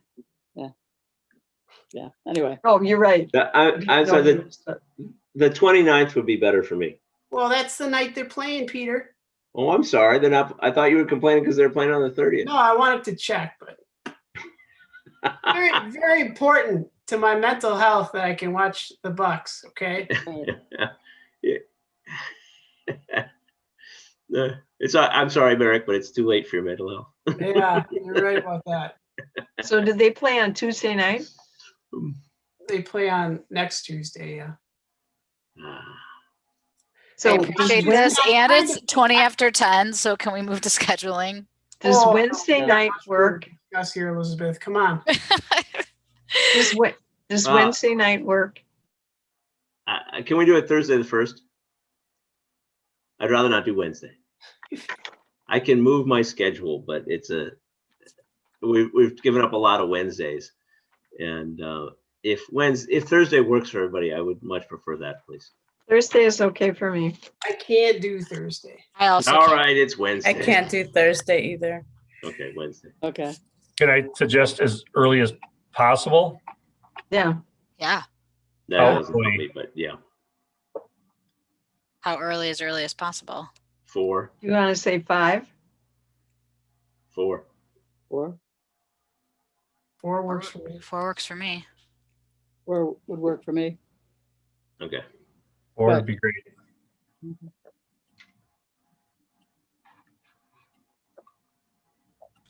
Okay, so confirm 4 o'clock on Wednesday the 30th. Okay, and then are the who's going to be there, Dan?